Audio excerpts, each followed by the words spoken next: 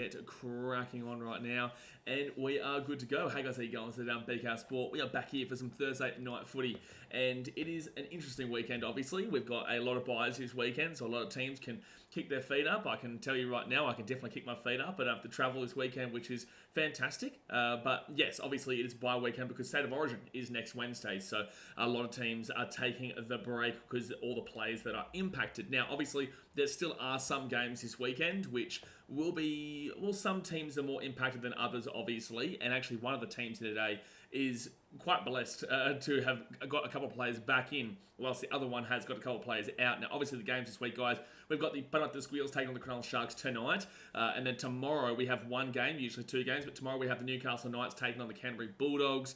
Saturday we have the Panthers taking on the Dragons and the Dolphins taking on the Raiders, which is usually 3 days, 3 games on that day, and then on Sunday we've only got the one game, which is the Roosters versus the Cowboys. And like I said, a lot of these teams are not injury depleted right now. They are some teams are still quite injury depleted regardless, right? But obviously Origin does take a few out, so it will be interesting to see how teams do get on. But guys, obviously let's get into this game here today, which is the Parramatta Eels taking on the Cronulla Sharks at Commbank Stadium in Sydney. Obviously, let's go and smack that thumbs up button, subscribe if you're new around here, and let's crack on. So the Eels, 15th position, taking on the Sharkies in first position. The Eels, $1.78, whilst the Sharks are $2.03. Now, the Sharkies are coming off the back of a whooping by the Penrith Panthers last week. They are coming off an absolute slapping. I think it was 42-0, if I'm remembering correctly, at home as well at Sharky Park, which really brought them back down. And I said, look, it's not something to really, it's something to write home about, but it's not something to give up on the season over. We saw the Rabbitohs get pumped by 50 to the Panthers and to the Storm a few years ago and still make the grand final. So it's not game over for them, but they do need to obviously get back into the winner's circle pretty quickly so they don't get used to losing, which is what a lot of teams can do. I will say they kind of did need a loss, but not by that much. You know, losing like 20, 24 points, that would have been kind of okay. You know, you would have been like, that's shithouse, but don't do it again. But 42-0 is a big scoreline. So the Sharkies do need to really turn up here today, despite the fact that they are losing some really key players due to Origin, one of which actually might be just injured and might not play Origin anyway. The Parramatta Eels, obviously, on the other hand, they come into this game and they're in 15th position. We'll get into the ladder in a second, but they can jump up this week, but they can absolutely go down if they lose by enough as well. So, yeah, really, really big time here for them. They need to get into the winner's circle. They need to start winning games for sure. But like I said, it's at Commbank Stadium in Sydney, and they are favourites for a reason, but I do think it should nearly be. I understand why they're favourites because of the losses there for the Sharkies, but the Eels aren't exactly something to write home too much about throughout the season so far. Now, for the Eels, Clint Gutherson, Mitchell Moses, Will Penasini, and William McGregor, they come into the team with Jermaine Hopgood, Joey Lussick, Luca Moretti, and Morgan Harper going out. Obviously, Jermaine Hopgood is out with Origin. Everybody else is out either through dropping or through injury. Now, the fullback, Clint Gutherson, he comes back. He's the captain here today as well, with the wingers being Micah Sivo and Bailey Simonson, centers for Will Penasini and Sean Russell. Go to the 5'8", Dylan Brown, with the halfback being Mitchell Moses, who comes back, so that really solidifies their spine again, and they're definitely in some pretty good stead right now in regards to bringing those guys back, which will put Dylan Brown into his rightful position of a 5'8", not the halfback, and get Moses back in. But then again, you know, they're coming back from injury. Can you expect them to be going bang straight away? Not too sure. You go to the front row forwards, Regan Campbell-Gillard and William McGregor, with the number 9 being Brendan Hands. They've switched out Freddie Lussick for Brendan Hands, which I actually agree with. I actually do like Brendan Hands as a player. Go to the back row, Kama Tuolangi and Bryce Cartwright, with the 13 being Joe Offahengawi. Go to the interchange, you've got Junior Bolo, Blaze Talangi, Sean Lane and Makahesi Makatoa, with the 18th man replacement being Dejan Arce. The only question mark that I would have on this team right now is Blaze Talangi being dropped to the bench, basically. Not dropped all over, but put to the bench, considering he's probably been their best player throughout this little spurt that the Eels players have been injured in Gutho and also Moses. You've clearly seen that Blaze Talangi has been probably their best player. Now, I understand bringing Gutho back in, but it's really harsh. It's really harsh there on Blaze Talangi. So it'll be interesting to see how they do utilise him off the bench here tonight. Now, we go to the Cronulla Sharkies. Here we go. Braden Hamlin-Uele, Braden Trindle and Toby Rudolph are in, with the outs being Cameron McInnes, Nico Hines and Tuka Hautupua. And I like Tuka Hautupua. I think he's a great player coming off the bench there, big bopper. But obviously Nico Hines and Cameron McInnes are out with New South Wales Origin duties. Now the fullback is Will Kennedy, with the wingers being Sione Katoa and Ronaldo Molitalo, centres of Jesse Ramian and Kyle Iro. You go to the 5'8", Daniel Atkinson, with the halfback being Braden Trindle. You go to the front row forwards of Thomas Hazelton and Oren Kafusi, with the 9 being Blake Brayley. I should actually mention there as well in regards to the halfback, obviously Braden Trindle has been out due to off-field issues of late, but I I believe that that's all been sorted now, and he's able to come back into the team. Now, obviously, Nicho Hynes is out, which has pushed him in, but it'd be very interesting to see what the Sharks do when Hynes is available. Obviously, Daniel Atkinson has been doing really, really good stuff for the Sharkies of late. Really, really good stuff. So it'd be interesting. I guess tonight will show us a lot about which player they probably will go with going forward. Trindle has the experience, but Atkinson has been doing some really good work since coming in. So I don't know. I think it'd be quite harsh to be dropping him there. But you go to the back row, Brett Nakota and Teague Wilton, who is captain. Teague Wilton's captain. Interesting. He's quite young still as well. And Jack Williams is the lock. You go to the interchange, Sifa Talakai, Toby Rudolph, Royce Hunt, and Braden Hamlin-Ueli, with the 18th man of placement being Mawene Hiroti. So this Sharkies team, they still do have enough talent. They just got to hope that Braden Trindle can lead them around and be that decisive half, which is what Nicho Hynes obviously, losing him, you do like him. Trindle needs to come back in off the back of it. At least it wasn't an injury. So it's not like he's trying to work in off injury, but game fitness and match fitness, that could be the issue in regards to this one. But I guess a game against the Eels is probably the one that you do want. Well, you probably want to play like a Rabbitohs or a Tigers or whatnot. But overall, the Eels, their form has been shocking so far this season. So Trindle coming back in, he'd be, licking his lips thinking, okay, maybe I can prove myself again. He does have a lot to prove. He does. He has a lot to prove himself in today's game. Who do I tip? This is a really hard game to predict, man. Like, obviously the Eels get their players back, but they be rusty? Absolutely. I am going to say the Sharks bounce back. I'm going to say the Sharkies bounce back here. I don't think it'll be by a big margin. I think it definitely could be a close game, and I definitely think the Eels could win. It just comes down to rustiness on those two guys in Moses and Gutho, and also if Brown can quickly adjust to going back to his 5/8 role and not being that decisive halfback, which is what he's needed to be in previous weeks, where he's obviously the 7, you've got Dejan Arce in the 6, or Blaze Talung in the 6 and whatnot. And now it's about Dylan Brown taking back and going back to what he's good at and being that kind of floater, that energy, that little spruce that comes up underneath. So I think there's too many question marks surrounding that for me. Question marks obviously surround the halves there for the Sharkies, but I will back them in very hesitantly. I'm thinking this could be a good little game here today. It could be an absolute slinger. It could be an absolute slinger for bad reasons, but it also could be a really, really close game. Now, if we go quickly here to the ladder, obviously the Sharkies, if they were to win this game, they would stay on top of the table. They're on 20 points right now, with a points differential of 82. Now, they were significantly above the Panthers on points differential coming to last week. Obviously, that changed. 42 down for the Sharks, 42 up for the Panthers. That's an 84-point switch. And now the Panthers actually have a better points differential than them with plus 112. Now, the Storm also have a plus 75. So if the Sharkies were to lose this game by 7 points or more, the Storm have the bye this week. The Storm would then go above the Sharkies into first position. And then you've got the Panthers playing the Dragons, I think on Saturday, if I'm not mistaken. It could be Sunday. But you've got the Panthers playing the Dragons, and if the Panthers win by anything, they will go to first. Sharks lose by more than 7. They more than likely... if the Sharks lose by more than 7, they'll go into third position, with the Panthers going into first if they beat the Dragons and Storm into second. And that's pretty much how that side of the table reads. Now, for the Parramatta Eels, they probably won't move up a spot or go down a spot if they win this game, right? So this is actually a big game for them, because if they win this game by more than 30, they're in 15th position. The Titans are on 8, the Eels are on 8, the Tigers are on 6, and the Rabbitohs are on 6. Now, that's just kind of that little section at the moment. The Eels' points differential is minus 119. The Titans' points differential is minus 89. The Titans have the bye. So that means that the Eels would have to win by 31 points or more to go above the Gold Coast Titans there for this week, which would obviously be really advantageous to them. The Titans don't have the ability to get any more points differential this week. So if the Eels win by 31 plus, they would go into 14th, and that's it. Now, if the Eels were to lose this game, both the Tigers and the Rabbitohs have the bye. Now, the Tigers have minus 95, so that's better than the points differential of the Eels already. So that means the Tigers would go into 15th, the Eels into 16th. Now, here's the kicker, though.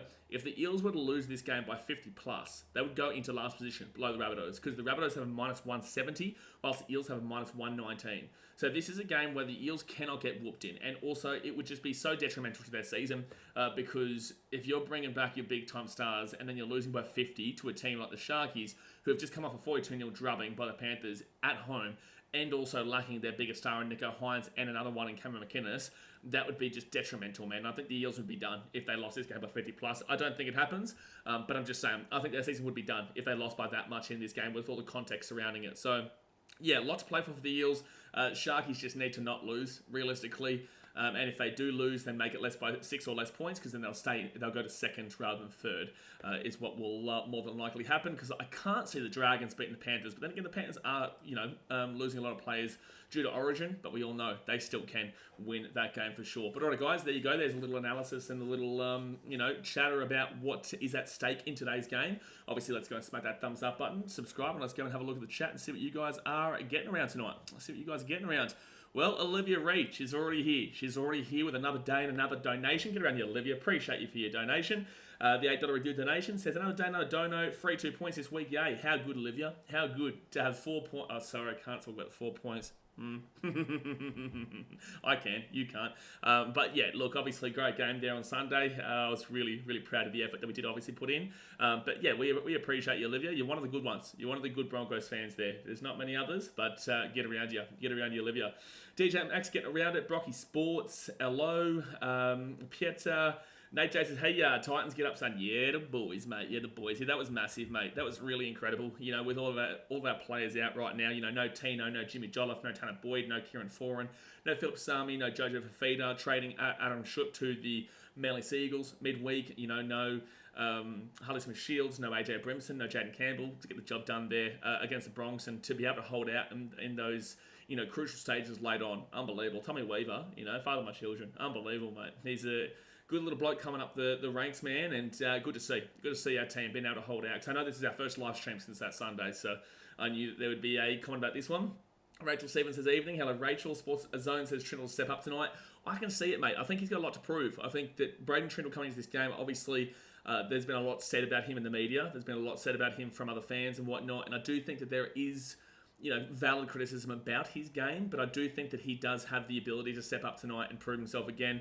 We do know that he can lead the line. Obviously, he's played in the Indigenous All-Stars game against the Māori All-Stars and done well, but that was alongside Nico Hines as well, right? So, I think that he's got a lot to prove tonight, coming back from this, I guess we can call it a suspension. So, yeah, it's going to be good. Flurry says, evening all, and the Blazemeister. Get around to Flurry, unbranded. Radley, Aiken, or question mark at second row forward. Flurry says, I don't know who question mark is. You've got Radley, Aiken, or question mark at second row forward. I would probably go with Radley. I don't really kind of follow Radley's Supercoach scores too much, to be fair. But the Roosters are taking on... Are the Roosters playing again? Roosters are playing the Knights. No, the Cowboys. So that could be a high-scoring game. I'd go with Radley. I reckon that he could definitely score for sure. I reckon he could. Nate J says, shit, I was wondering why Blaze was paying so much to score. They benched him, the Mongrels. Yeah, Blaze Salonga coming off the bench here today. Really interesting that they would do that. But then again, where do you put Gutho? Do you put him to the centres? Do you put him on the wing? You can't put him into the halves. You got Dylan Brandon, Mitchell Moses. I guess you could potentially, look to be putting him in instead of, Sean Russell. No, Will Pensy coming back. You've got to back him in. Maybe you drop Micah Sivo because he hasn't exactly been performing defensively. And that would help out, I guess, defensively, because Gutho is a decent enough defender. So probably one of the better defenders in the fullback position across the competition. So again, that's fullback though. Fullback defense compared to wing defense and centre defense is incredibly different. Incredibly different, man. So I don't know where you kind of fit the two of them in. And I think that it'll be interesting going forward, because I don't think Blaze Salonga is going to want to be that kind of 14 utility role going into the future. I know that they're saying that he's likely to stay. I just don't know how much, because this King Gutho nonsense has been going on from Eels fans for years now. I think is quite detrimental to the fact that people overrate Gutho, and I think Gutho does a great job. I think he's a really stable player. He's not an energetic X factor, whilst Blaze Salonga is. And I feel like if the Eels are to go forward and the Eels are to be successful going forward, I do think they need to restructure this team. I don't think you want to lose Gutho, and you definitely don't want to lose Talangi. But I personally believe that going into the future, Talangi changes this team up dramatically in regards to a pace option, because Gutho doesn't bring that pace and energy kind of deal, right? So I really don't know where to kind of fit them. I really don't. But I do think that I think they both need to be in the starting 13. It just comes down to where you put them. It's like the problems that we had at the Titans, with AJ Brimson, Jaden Campbell, and now Keanu Kenny as well. We've got those problems. And we've got them again coming up, because Jaden Campbell come back. Keanu Kenny's playing fantastic football. He was unbelievable on Sunday against the Bronx. And then you've also got AJ Brimson, but AJ was killing it before he got injured. And now, the halves are looking a lot better, but you can't really put him to 5'8". And we all know that AJ Brimson is not going to be playing centre. That experiment's done. So really interesting times coming up there for the Titans. But the Eels have probably got similarities a lot of similarities right now between Blaze Salungi and also Clint Gutherson. Ben Fricker says, Para actually don't have any players out for Origin besides Hopgood. Yeah, I know. They've got 2 players coming in. They've only got Hopgood coming out for Origin, but the 2 players coming in is Mitchell Moses and not Dylan Brown, Mitchell Moses and Gutho. So they're getting some big additions in here. Big additions. So that's why the Eels should win this game. If the Eels don't win this game, it'd actually be quite embarrassing. It honestly will be. But I do give them a little bit of grace because of the fact they've gone up against a good team. It surely isn't just because of Nicho Hynes and McKinnon. Surely they're a well-rounded roster here. But this will test the Sharks. This will test them without their big-time player. But again, they're bringing back Braden Trindle as well, who has been a part of their team for a few years now. Sports Science, do you reckon Trindle is more of a 7 or a 6? I've said this for a long time, mate. I think Braden Trindle is a 7. I think that Nicho Hynes, for me, is actually a 6, but I don't necessarily know if they work like that together. I think that working like that together, that you've got Nicho as a 7 and Trindle as a 6, but I do think that Trindle is more of a 7 than a 6, yeah. Olivia says, for once in my life, I'm actually going for Para. You're going for Para? Oh, I guess that would help the Bronx slightly. Like, you should, like, I guess, yeah, well, it makes sense. Like, anybody who is, honestly, man, I would genuinely say anyone who is above the spot of, like, the Titans only care about this result if the Eels win by 30 plus. You know, like, obviously you do want to see those teams at the top. Obviously, the Sharkies is my mum's team, right? So I would like the Sharkies to win for her. But everybody else who is, you know, still kind of lurking, you'd even probably look towards that 8 range. But I'm not looking at Knights and Rays becoming first, yeah? But I guess bringing that top down does give you that little bit of thought of, oh, okay, maybe we could be up for a little bit of a scrap here to get up there into the top 4, and the Sharks could be vulnerable. So, yeah, a lot of teams, like the Rabbitohs and the Tigers, they're pretty desperate for the Eels to lose this game, especially the Tigers, because the Tigers will go up a spot if the Eels lose by any margin. And the Rabbitohs obviously want the Eels to lose by a big margin, a massive margin. Gross up the Tars, Broncos suck, paid the refs and still lost. I'm really confused by this, eh? Like, a lot of people, most Broncos fans have been pretty reasonable about it, but some Broncos fans have been saying the same thing in regards to the Broncos actually getting some advantageous penalties and whatnot, and so was Titans fans. I can tell you at the game, I didn't have any problem with the referee in that game whatsoever, except for the fact that there was an obstruction on Cleese Haas when Josiah Kotapani stepped back on the inside on that play the last 3 minutes when Tommy Weaver made that tackle. There was a very clear obstruction call there that should have been called where Cleese Haas was taken out. So if they had scored there, if Corios had scored there, it more than likely would have been taken back. But I would have hated that because the bunker decisions in recent weeks have really cost the Titans, right? So it would have actually been beneficial in that regards. But outside of that, I didn't think the referees did too bad of a job overall. But look, I'll take it. The people are saying the Titans were done on a few calls for sure. I'll take it. But I personally didn't see it on a significant level myself. Mitchell Vettel Sports, are you going for tonight? I guess I'm going for the Sharkies for my mum, but I just want a good game. I just want a good game, mate. Flurry says Ezra is a turnstile. Yeah, well, this is why Ezra hasn't made Origin, because obviously defensively he does get done a bit. He does get done a bit there. Olivia says we really missed Katoni Staggs in the weekend. Yeah, but I don't think a centre is going to be really changing it. Like, I guess we could go through every single player that we have and say we really missed him. But yeah, Katoni Staggs, obviously, he's very hot and cold. He's very rocks and diamonds. Like, when he's good, he's unbelievable. You know, 4 years ago, I said that he was the best centre in the game. Alongside Trell, you know, and then he's definitely a lot more balanced of a player nowadays. But with that being said, yeah, I don't think that Tony Staggs changes the result a dramatic amount, to be completely honest with you, because I think that Josiah Kotapani is very young. I think that he does have a lot of talent coming forward, but I just think that, yeah, he's a bit young. He's a bit young right now. Flores is bring Talunga to the Titans. Absolutely not. That is, yeah, exactly right, Aussie Frost King. That is the last player the Titans need. We do not need another fullback. We have no interest in another fullback. Blaze Talungi, unbelievable talent. Electric, unbelievable. No thank you. We've got Jaden Campbell, we've got AJ Brimson, and we've got Keanu Kinney. We have enough of a mess right now. We have an absolute enough of a mess right now. So, yeah, no, that's not on my radar whatsoever. And I don't think it's on our club's radar whatsoever. Gross, in my opinion, Gutho should play in the Championship in England. Oh, no, don't think so. Joshua Price, well done for your team last week. Appreciate you for sending that voice message into the Gold Coast Titans Frontline podcast, Joshua Price. We appreciate you, mate.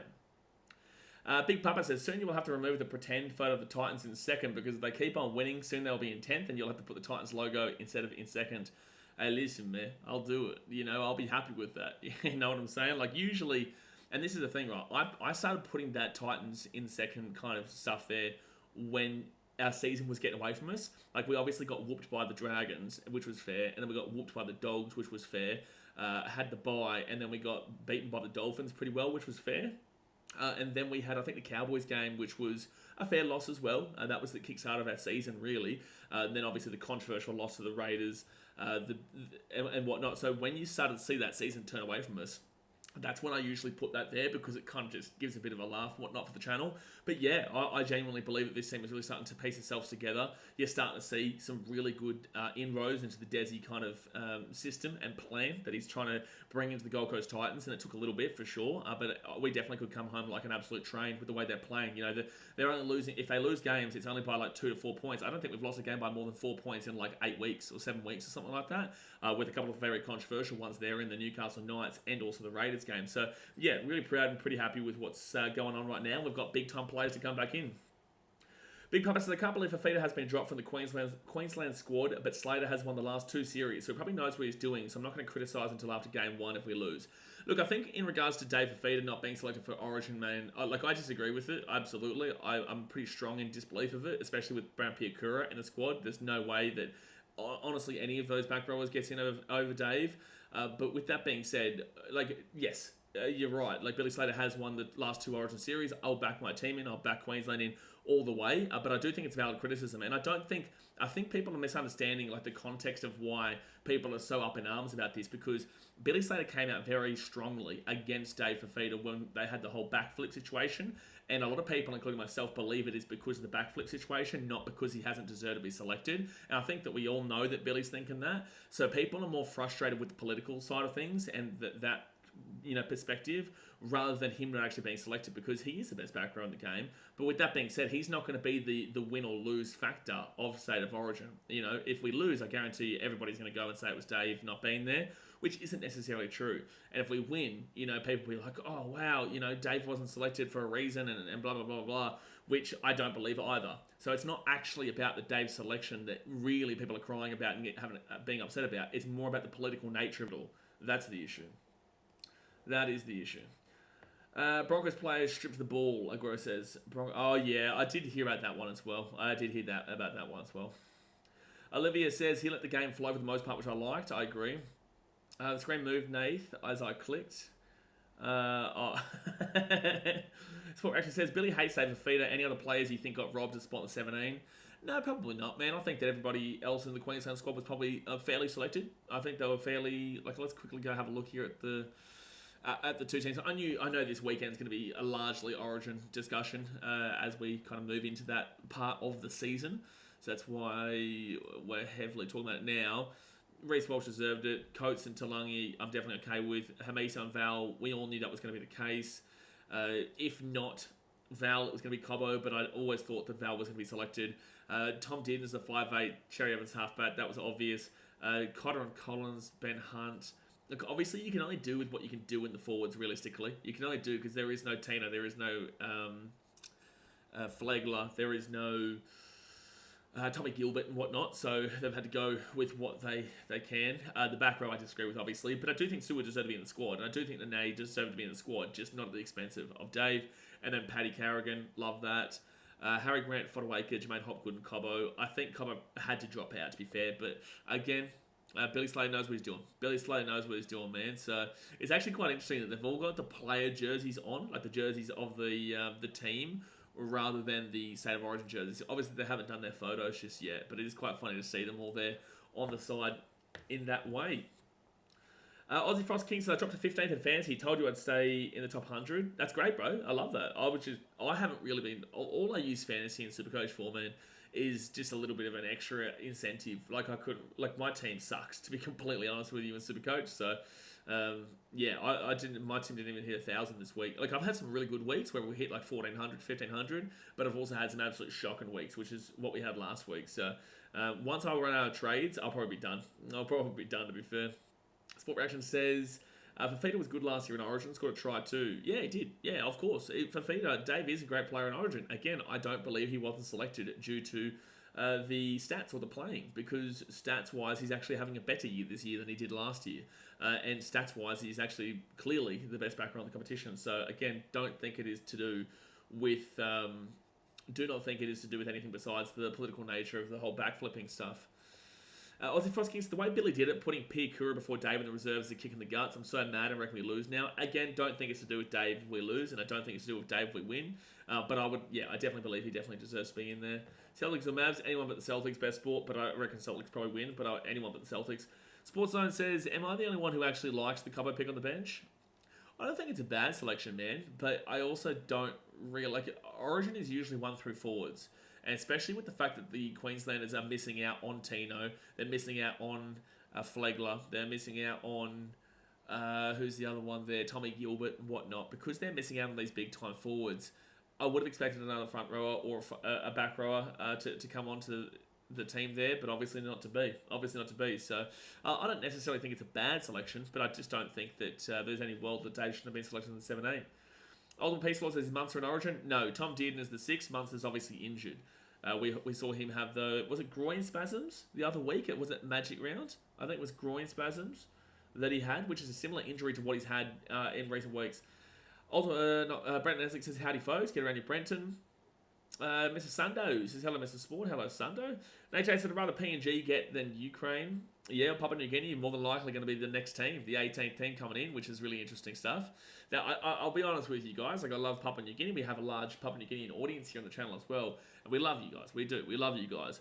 I, as an away fan, don't know how necessarily safe I would feel travelling as an away fan. The players and the teams and the coaches and everyone will be protected through security and all that sort of stuff, but the away fans, it'll be interesting, right? Because, Port Moresby isn't exactly known as the safest place on the planet, and if you're an away fan and there is a controversial call in the 76th minute or 77th minute or 78th minute and the Papua New Guinea home team loses, there's a bit of a dodgy situation that could definitely come from that. So, yeah, look, I would be a little bit concerned about it on behalf of the fans, realistically.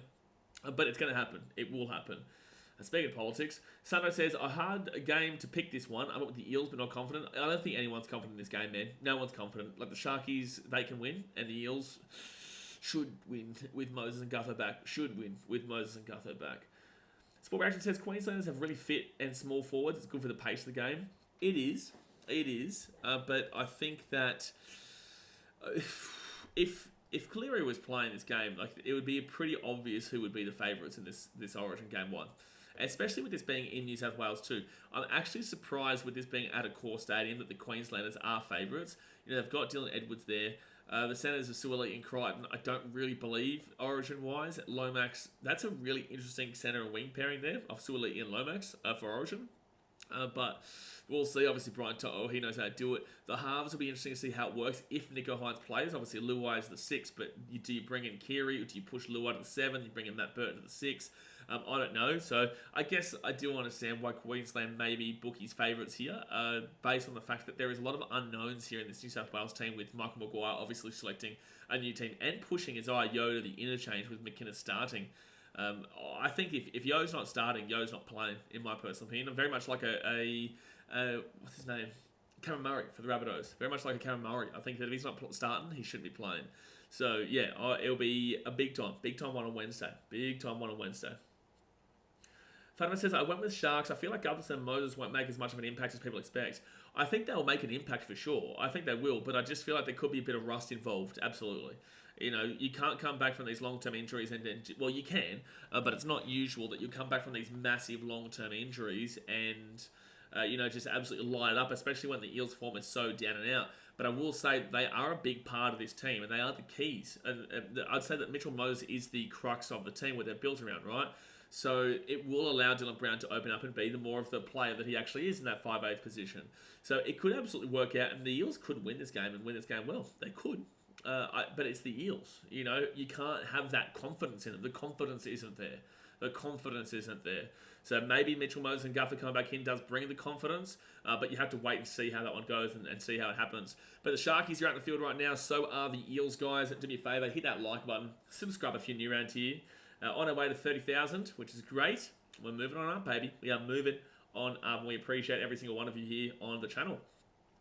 Olivia said, so sad to hear about the Rebels. I have to say I've really jumped off Super Rugby this year with its inability to watch without getting another sport app. Yeah, that's a good point. I'm obviously a big Fiji and Drua fan. I think we'll probably get knocked out first week of finals. But, with that being said, love my Drua. And any Rebels fan, jump on our wagon, that's for sure. But it's really sad. And fun fact for everybody, if you don't know, I actually received a contract to be on the with a media pass for the Melbourne Rebels back in 2020 to do vlogs and create content and whatnot. But unfortunately, COVID happened, so I wasn't able to do that. But I will always be grateful and thankful for the Melbourne Rebels of their support back in 2020 before COVID happened. But the game has been kicked off here, guys, and the Eels will receive it first through Gutho, and this crowd is pathetic. Parramatta fans, this crowd is bad. With that being said, a lot of teams down this area of the table don't usually get massive crowds, but with that being said, Eels fans, remember when the last couple of years happened and Eels fans came out of the woodworks and were like, oh, we've got a strong fan base, we've got all these memberships, we've got all the support, we stuck through the hard times. And I told you, no, you didn't. The Eels, a lot of the Eels fans didn't stick through the hard times. And now we've gotten to the hard times now, again, and you clearly can see what I was saying. You can understand that the Eels fans didn't really stick by their team like they were all claiming to be. There will obviously be a lot like people like myself. I'll get caught a bandwagon one day with the Titans getting successful. But it's very evident that I was correct in my statement that Eels fans, when the going gets tough, they don't turn up. So Will Kennedy will grab that ball at the 1 and bring it out to the 7. Good strong run there from Will Kennedy. Nate J says, I love the New South Wales team. Lots of mongrels in there. Definitely lots of mongrels in there. Don't know about the attack, though. I don't know about the attack. Had a knock on. Ooh, very close to knock on there from Molatalo. But Kyle Ero brings his ball out third tackle to the 23. Steve says, congratulations on the win last week against my team. They played an epic game. Their wins against us stay net positive. Yeah, man. Oh, it's penalty to the Sharkies. Yep, penalty to the Sharks early doors here. Titans haven't lost to the Broncos at Suncorp in a couple of years. It's weird, right, with Titans Broncos at Suncorp. So we'll go through a couple of good wins, and then the Broncos will get a couple of good wins, i.e. 21-22, and then we've gone 23-24. Broncos seem to always get us at C-Bus, which I do hate, but with that being said, it was a really tough win, and I was really happy and glad to see that no Broncos fans really were complaining about any refereeing decisions which weren't there. And more of them were actually saying, well, that sucked, but also two, the Titans actually got done on a few calls. So, yeah, very happy with that one, man. But look, I don't think that rules you guys out for the season by any means, but your defense has definitely gone backwards compared to the last couple of years. Third tackle here, 25 metres out here from the line. Blake Brayley off to Hazelton. Hazelton here to McKenna. Not McKenna's, I get used to the 13. It's Jack Williams is their 13. Left-hand side, Trindle to T. Wilton. It was the captain today, and 5 metres out from the line, fit tackle. To be fair, this is actually Wilton's 3rd year, so Sharkies, dummy there by Blake Brayley, will be fit tackle, and the Eels will get the ball here 3 metres out from the line. Oh, 6 again on the fit tackle. Oh, no. Oh, my gosh, the Eels gave away a 6 again on that fit tackle right at the end. Right at the end. That is wild. Okay, so Jack Williams here on 3rd tackle for the Sharks, 1 metre out here from the line. That's crazy. I was like, that's fit tackle, but no, apparently they got 6 again. All right, Atkinson, right-hand side, they got numbers. No, they didn't actually get that well enough. It'll be 4 tackle here, 7 metres out from the line of the Sharks. Let's see this Eels defense. Sivo, that's a 6 again. That's a 6 again. That's a 6 again. Didn't call it. 4 tackle now, 12 metres out. Atkinson off here to Oregon Kafusi. And they're going to be 7 metres out, 5 metres out, fit tackle. Come on, Eels, let's see your defense. Let's see your defense with your full team out there. Pretty much. No one chased it. Oh, no, Gutherson. Oh, Gutherson's knocked it on. Wow. Okay, so we're 3.5 minutes in. The Eels are giving away a penalty. They've had a 6 again called against them, and then they've knocked the ball on here. That's insane. That's insane. Welcome back, but not the fans. Big Papa says, I do my NRL power rankings after every week, trying to predict what the end of the season ladder would be. And for the last 6 weeks, the Titans have went up by 1 spot every week, and now they're at 12. Yeah, they're moving up, man. I said to you guys a couple weeks ago, 2 weeks ago maybe, that they're playing like a team in that 9 through 11 range right now. And that's with all of our injuries. Left-hand side here, Trindle off the scrum, and it will be Kyle Ero, who's 7 metres out here for the line, first tackle. Dill Brown and Moses back together. Yeah, they are. But that doesn't necessarily mean Jack just yet. We want to see them get the ball in their hands and show that Moses doesn't have that rust because Gutho clearly does. Right-hand side, Oren Kafusi, third tackle. But then again, where did the Sharks' attack come from here? No Nico Hines. Got Braden Trindle back in. You know, need to see Braden Trindle do his job. Right-hand side, Trindle with the ball. Easy, easy, easy. Try time for Sione Katoa. That was also a 6 again, Eels. But don't worry, that's a try to the Sharks. Too easy. Welcome back, Parramatta Eels. So the Sharkies score very easily there through Sione Katoa. That was nicely worked there by Braden Trindle. And, yeah, Eels fans, if you're about to complain, you're about to give away a 6 again regardless. So, discipline, not looking the goods here early doors here for Parramatta. 4-0. Olivia Reese, they aren't really showing the crowd too much as they usually do. You can see, look at the crowd. There's no one there. This will be lucky to hit 10K. It'll be lucky. It's definitely not much more than 10K if there is 10K there, because it is a bigger stadium. Sometimes it's difficult to tell. But it's very easy to kind of dilly-daddle the numbers. Look at the back there. Look at all those seats at the back there. If there's over 10K, I'll be shocked. If there's over 10,000 people in the stadium right now, I'll be shocked. I'll be shocked. Brenton says Sam screaming that last game was good. Yeah, Sam Jenkinson. Yeah, he was a big screamer. Yeah, Sam Janko did really scream really, really loud at the Broncos-Titans game at Suncorp. He's here in the chat right now. He'll probably try and tell you that it wasn't him with that real screech. But it definitely was. You can see it on my serious face because this is a serious channel. Very serious channel, Janko. Very serious channel.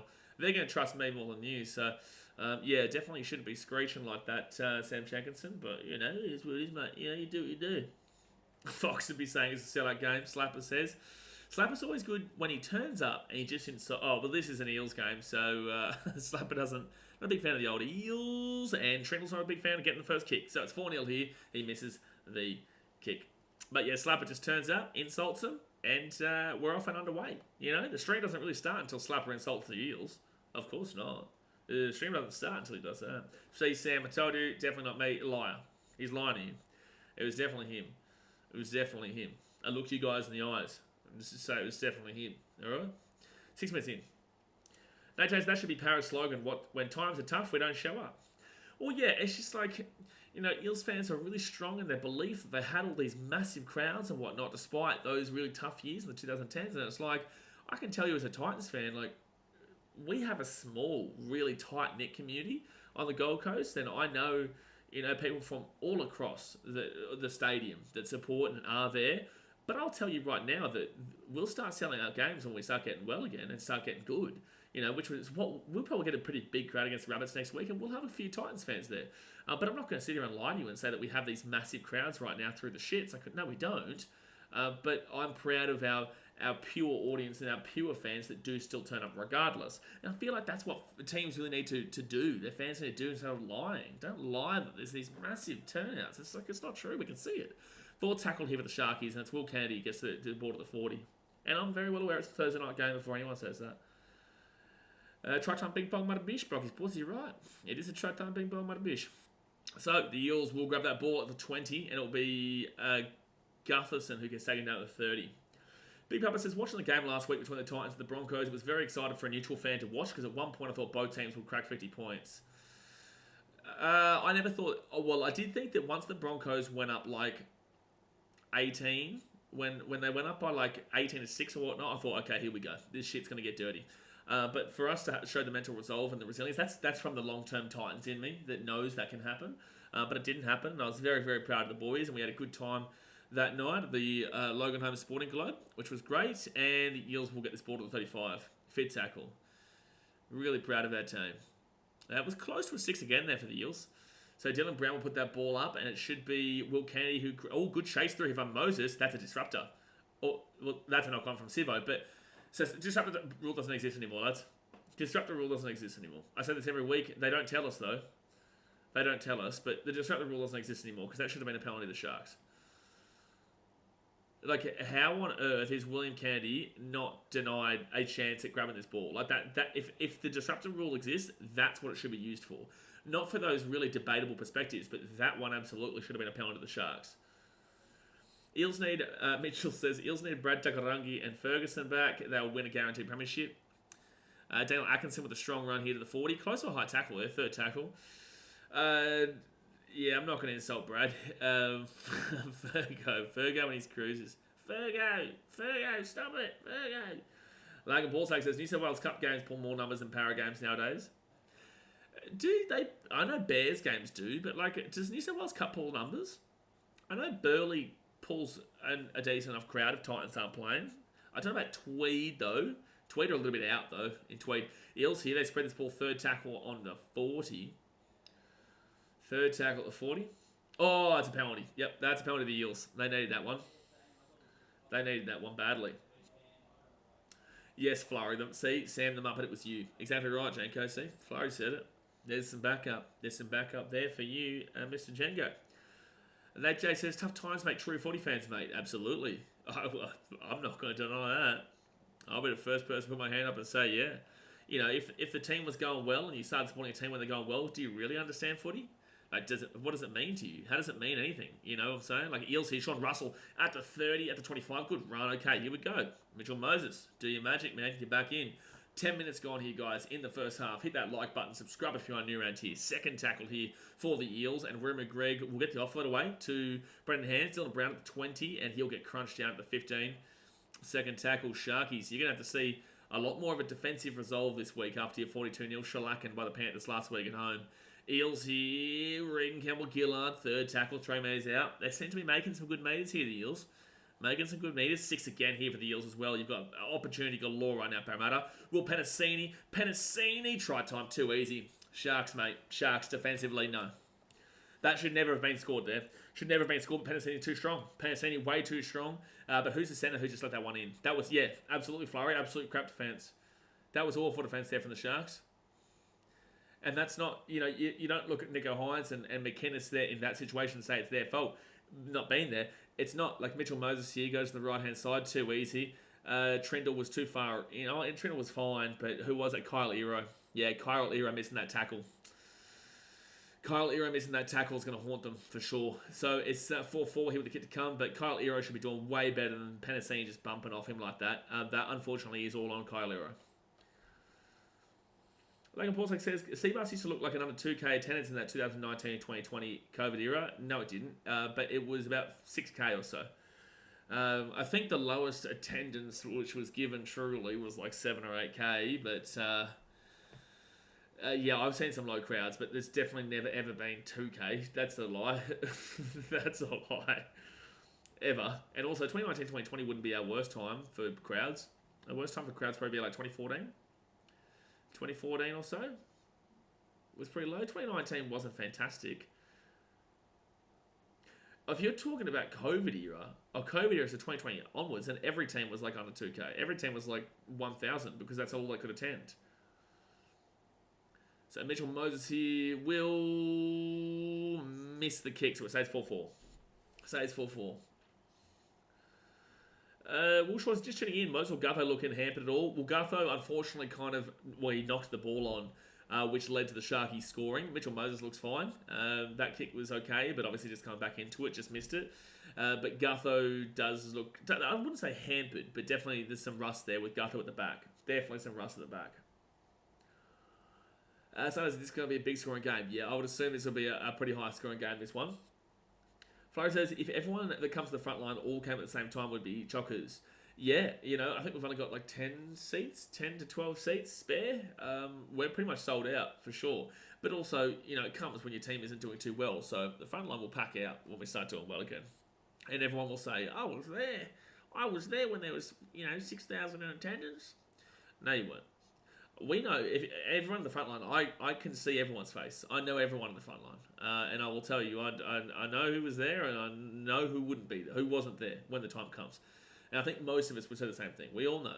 Second tackle now for the Eels, and it'll be Offahan Gowie, who'll get this ball to the 25. I say to you guys all the time, there was an attendance, I think Titans Raiders Monday night, or Titans Storm Monday night, 2017, maybe, actually earlier. It was before I vlogged, I think. And I looked around. That's a knock-on. That's a knock-on for Regan Campbell-Gillard. No, apparently not. Fifth tackle at the halfway point. And I looked around and I said to Dan, I looked down in the eyes and I said, mate, one day there will be 50,000 people that say they were here this day. There was only about 5,000 there. So Will Candy could grab it at 13. It was only 5,000, 6,000 or so were there, but 50,000 people will say, I was there on that day when there was no one in attendance. You're like, okay, buddy. Second tackle now at the 13. The good thing with me is that like I've got all this, like the content and BK Sport, and it's gone backwards. It's okay. Atkins, Vossi, stop it, mate. Goes backwards about 4 meters. Don't say it was a knock on. Went back by about 4 meters. But like I've got the benefit of having all this content. You guys see it all. But I feel for like people who are genuinely there. But I'll back them in.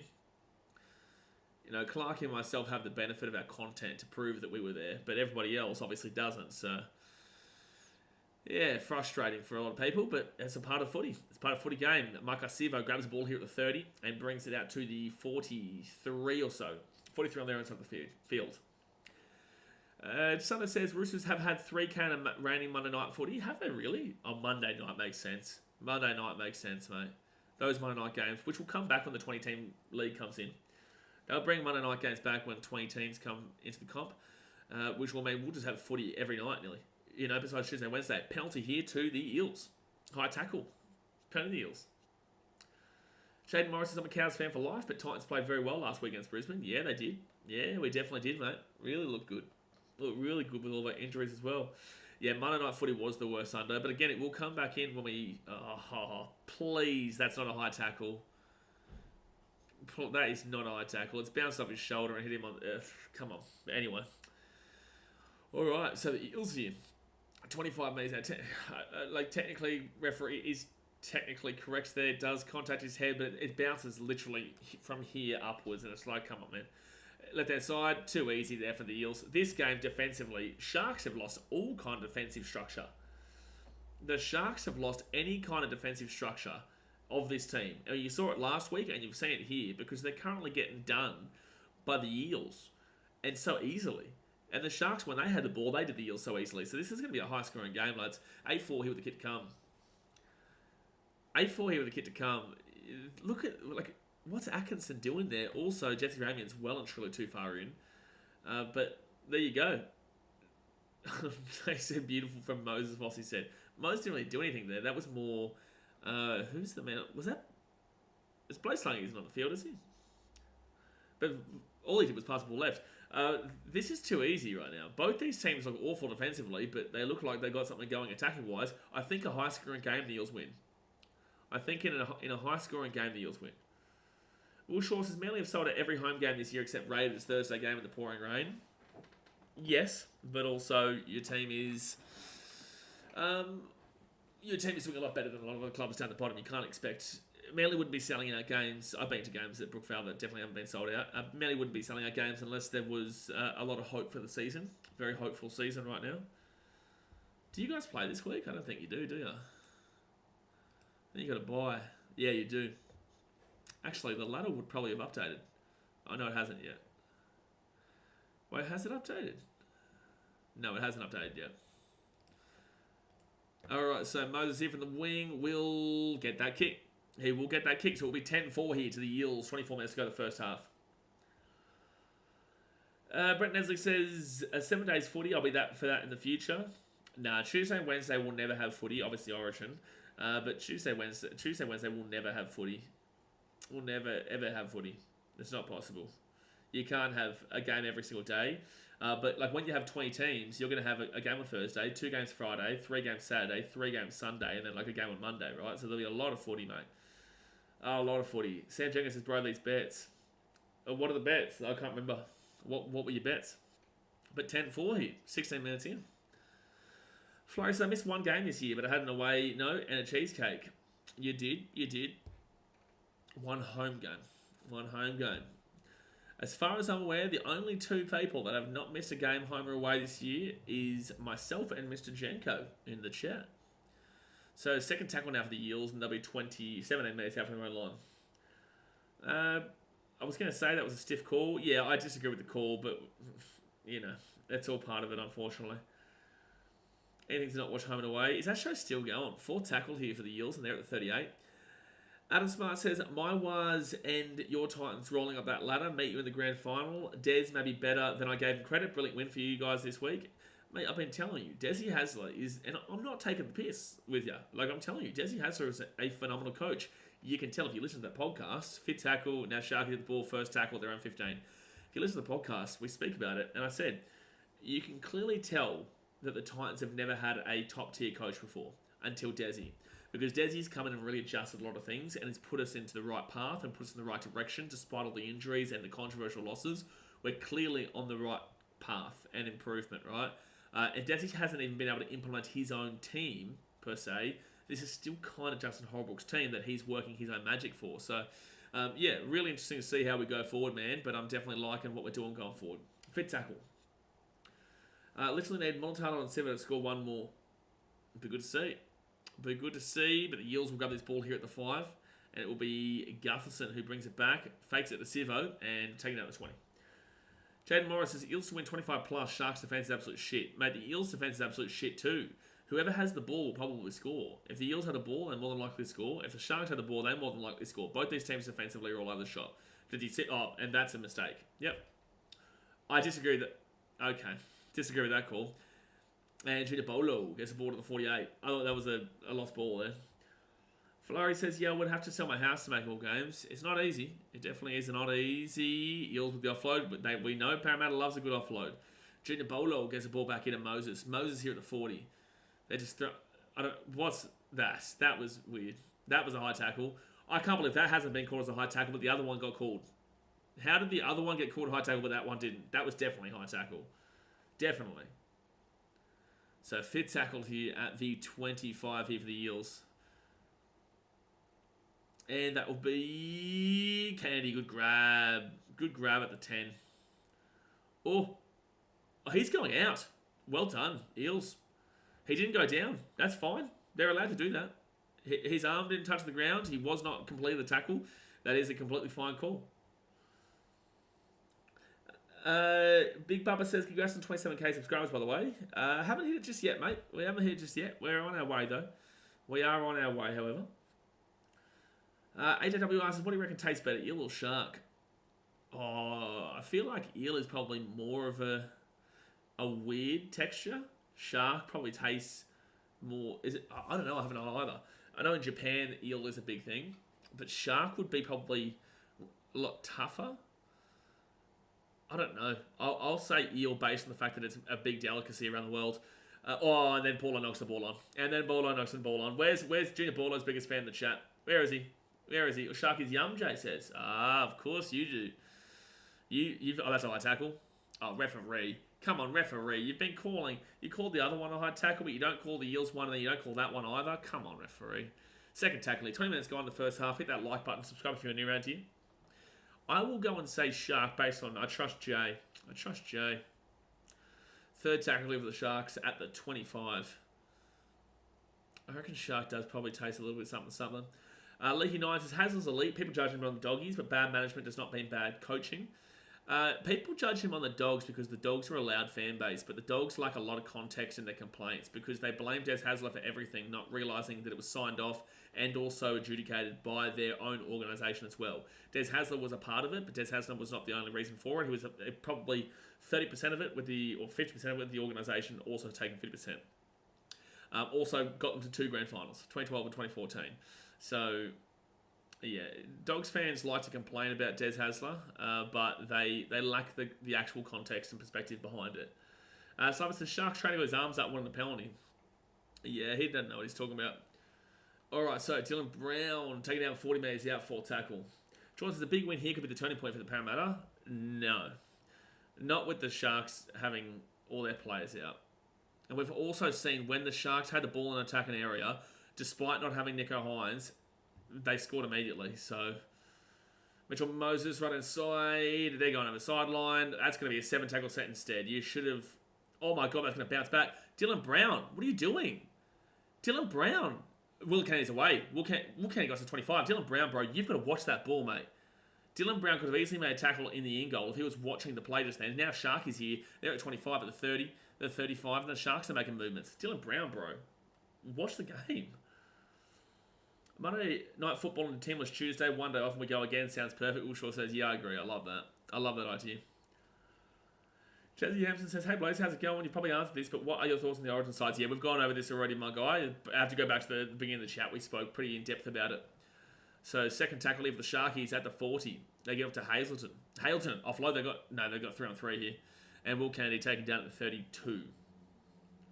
Yeah, I heard that we're about to get a lot of range, eh? I heard we're about to get a significant amount of rain this weekend. So I think that's a knock-on by the Sharks. Are they going to... No, it's called knock-on. Yeah. They've called knock-on. So Eels ball here at 10. Eel sushi's good. That's what I'm saying, Slapper. Like, eel is a big delicacy, eh? It's a big delicacy.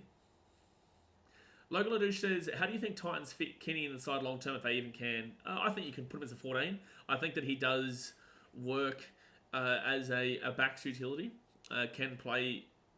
like, Jaden Campbell could move to the 6 if say, Foran went down injured or Brimo went down injured and Jaden Campbell was given the fullback role, then you can move Kenny into the fullback and then push JC there. Or the same thing can be said for AJ, you know what I'm saying? And I think that I would prefer Kenny as a 14 than JC. I think JC needs to be in the 13. And that's it. I think Kenny can play 14 quite well. Third tackle to get to 40. Bit of spruce, a little bit of spruce as well. Gutho right hand side now to Cartwright. Cartwright looking for the offload but can't do it. Fourth tackle at the 45. Flurry says it's pouring here. Oh, is it? We didn't have any rain today here where I am. But I did hear there's a lot of rain coming. Fifth tackle now at the 40 for the Eels. Left hand to Brown. It's fifth tackle. They've got numbers. They've got an easy try here. They've got an easy try. Oh, Sharks defense is... Oh, Kennedy. Oh, Sharks defense is awful. Sharks defense is awful. You cannot blame Nicho Hynes not being here for this Sharks defense. You cannot blame... You just simply cannot blame Nicho Hynes not being here for this Sharks defense. You can't. You just can't. Like, this Shark... Like, why are they so depleted on this right-hand side? Why are they so depleted on this right-hand side every single time? I don't understand it. It's just too easy. And then Will Kennedy just got absolutely... Why are you trying to take him on one up top? Go for the tackle. Eels, fair enough tries. Nothing wrong with your tries, but, like... I don't know what's happening here. I dead set. I don't know what's happening here, man. Truly. Truly. You ran him like company, bro. Exactly right, Brenton. Adam Smarts, I can't believe Xavier Coates is only 22. Seems like he's been around forever. Yeah, Xavier Coates is young, bro. Yeah. He obviously came in with the Bronx super young. And, yeah, he's got a long career ahead of him, man. Long career ahead of him. Sharks are just, like, falling apart at the moment. Just falling apart. It's confusing, Cronulla. Like, I know that's a difficult one-on-one tackle to make there, Will Kennedy, but I do feel like he should be doing better defensively there. And also, he shouldn't be needing to make that tackle. Where is the Sharks' defense on that right-hand side? Why were they so dumb for numbers just then? And Moses will get the kick. So it is 16-4 here with 15 minutes to go the first half. Big Papa says, Nicho Hynes has a good game against bottom sides, but can't do anything against any team inside the top 80. It's way overrated. I disagree. They beat the Roosters and they beat the Storm in consecutive weeks. Just one game last week doesn't mean shit. Nicho Hynes isn't playing here today, but I disagree with you. We saw Nicho Hynes play well against both the Roosters at Magic Round and the Storm in Melbourne the week beforehand. The Storm in Melbourne the week beforehand. So, no, I think that is a very generic thought process on the Sharks and Nicho Hynes. And I think that is, with all due respect here, because you're entitled to your opinion, I think that is very mainstream, not watching enough Sharks game perspective. I don't think you watch enough Sharks games to have that perspective. I think you're still in 2023 if you think that. And also, just remember, he was injured last week against the Panthers and also only played the first half, but also was injured. So, no, I disagree with you. Will Shorts, Des also wasn't allowed to see his plan through, so we will never know if it would have worked. I suspect I would have got as bad as it did for the Dogs. It wouldn't have got as bad as it did for the Dogs. Maybe, but obviously, Oh, geez, Sharks need to wrap this ball up. Maybe. Yeah, maybe, man. But look, what's done is done. Now we just go see Desi get done with the Gold Coast. NRL Kings, did you know there was an NRL preseason match in Tasmania? There you go. Folks, I was at Rebecca 90 minutes ago. I drove back to rain. Well, welcome to the rain coming soon. So fit tackle from the Eels and the Sharkies will grab it. Will Kenny's under a lot of pressure at the back. The Eels are doing some really good work there in regards to... they are doing some really good work in regards to rushing up on him. Logan Duke says in varsity now and stopped raining about 10 minutes ago. Must have missed it. Oh. Brent says he ran in my comment. Yeah, awful defence. So Sharkies now to the 25. They're very clearly lacking direction, the Sharks. And they're clearly lacking a guy like Cameron McInnes. I won't lie. They're really lacking a guy like Cameron McInnes. Sam, appreciate you. Know you're excited, bro. Please don't swap the chat with it. Yeah, appreciate you, but please don't swap the chat with it, bro. But go Mulitalo. Go Mulitalo for you, absolutely. But don't swap the chat with it.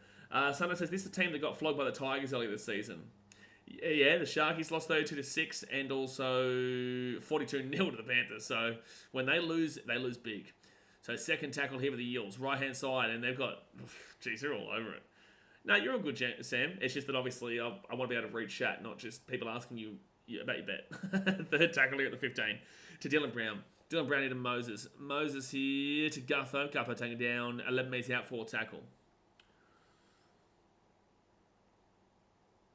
All right, at the back now to Junior Bolo. Junior Bolo gives it off into Dylan Brown. Dylan Brown, short ball, Campbell Sualangi, and he'll be 5 metres out, fit tackle. Sharks have had no ball in any attacking area, and the Eels are just scoring. Like I said, whoever has the ball will score, and the Eels have had all the ball.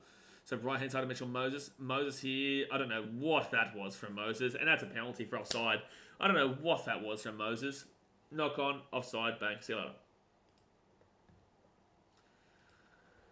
It's time to Sam out. No, Sam's just excited about his bet. It's just that I know that chat was starting to get really dribbly in regards to the bet. So Sam can win a big bet if Mulitalo wins, which means we get 10% of it, which will be great. Love that, Sam. I love that. But obviously, it's hard to look for the legitimate chats amongst people asking about that specific thing. So that's why I was like, not so much. But let's go Mulitalo. Sharks will score 30 before half time now that Sean Lane is on. Mitchell says, well, let's see if the Sharks can score because they've got the ball in a good enough area. Well, it's a ball plan if he knocks it on. Ooh, geez, I'm not sure how that wasn't a penalty or a set restart. Luckily, he held onto the ball because they probably would have called that as a lost ball, as a ball plant. So third tackle here at the 40.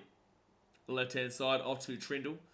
Trindle gives it out the back and Teague Wilton defensively there. The Eels were all over the shot, but Wilton just couldn't find the hole.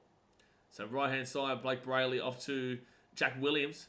Jack Williams, there's no one following up. They get the ball off to Toby Rudolph. Oh, no one followed up the Sharks just then. So Sharks, left-hand side to Trindle. Trindle at the back into Kennedy. Kennedy, bro, it's fit. Oh, it's fit tackle, Will Kennedy. He's having an awful game, Kennedy. Will Kennedy is having an awful game. Awful game. Randall Adrian says Jay Hayes could do more better. What? What could Jay do better? Big Upper says, and Roosters had Manu out and they still conceded 30 points that game. A lot of those tries were from missed tackles from Hines. He can only attack, he can't defend. I completely disagree with your decision making, and there's a reason why he's in Origin right now. Nico Hines would have been selected over a few of the guys that also are injured right now. And I disagree with you. So I personally don't believe you watch enough Sharks games. I'm not going to lie to you. But you're entitled to your opinion, and your opinion is different to mine. Doesn't mean that I'm right, doesn't mean that you're right, but I disagree with your opinion pretty strongly as well.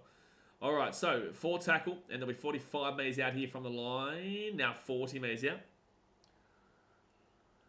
Brendan says, damn, 3K, nice. Come Mulitalo. Yeah. Don't think you can't talk about it, just not spamming the chat, is what I'm saying. So Penasini gets the offload away to Mitchell Moses. They're doing some really good work with the offloading here today. Out the back to Makutoa. And then 30 metres out, fit tackle. 10 minutes to go here in the first half, guys. Hit that like button, subscribe. Mitchell Moses over the top here for Gutho. And that's deliberate. That's a deliberate knock on there from Gutho. That's a deliberate knock on there from Gutho. You're not allowed to do that. Anyway. Someone says RTG fell off. Haven't seen Campbell Gillard do much in a while. I haven't seen him do much for too long. Brad Arthur haven't fits. So the Sharks now get this ball here to the 20. Why Arthur? What's Arthur got to do with this? Oh, because the Eels are playing well. They're looking decent attacking-wise. Defensively, they're still getting up a little bit. But the confidence that they've scored from those couple of tries has really shown here for the Eels. The confidence is definitely up. Oh, nearly got through there for the Sharks. Mulitalo at the 45.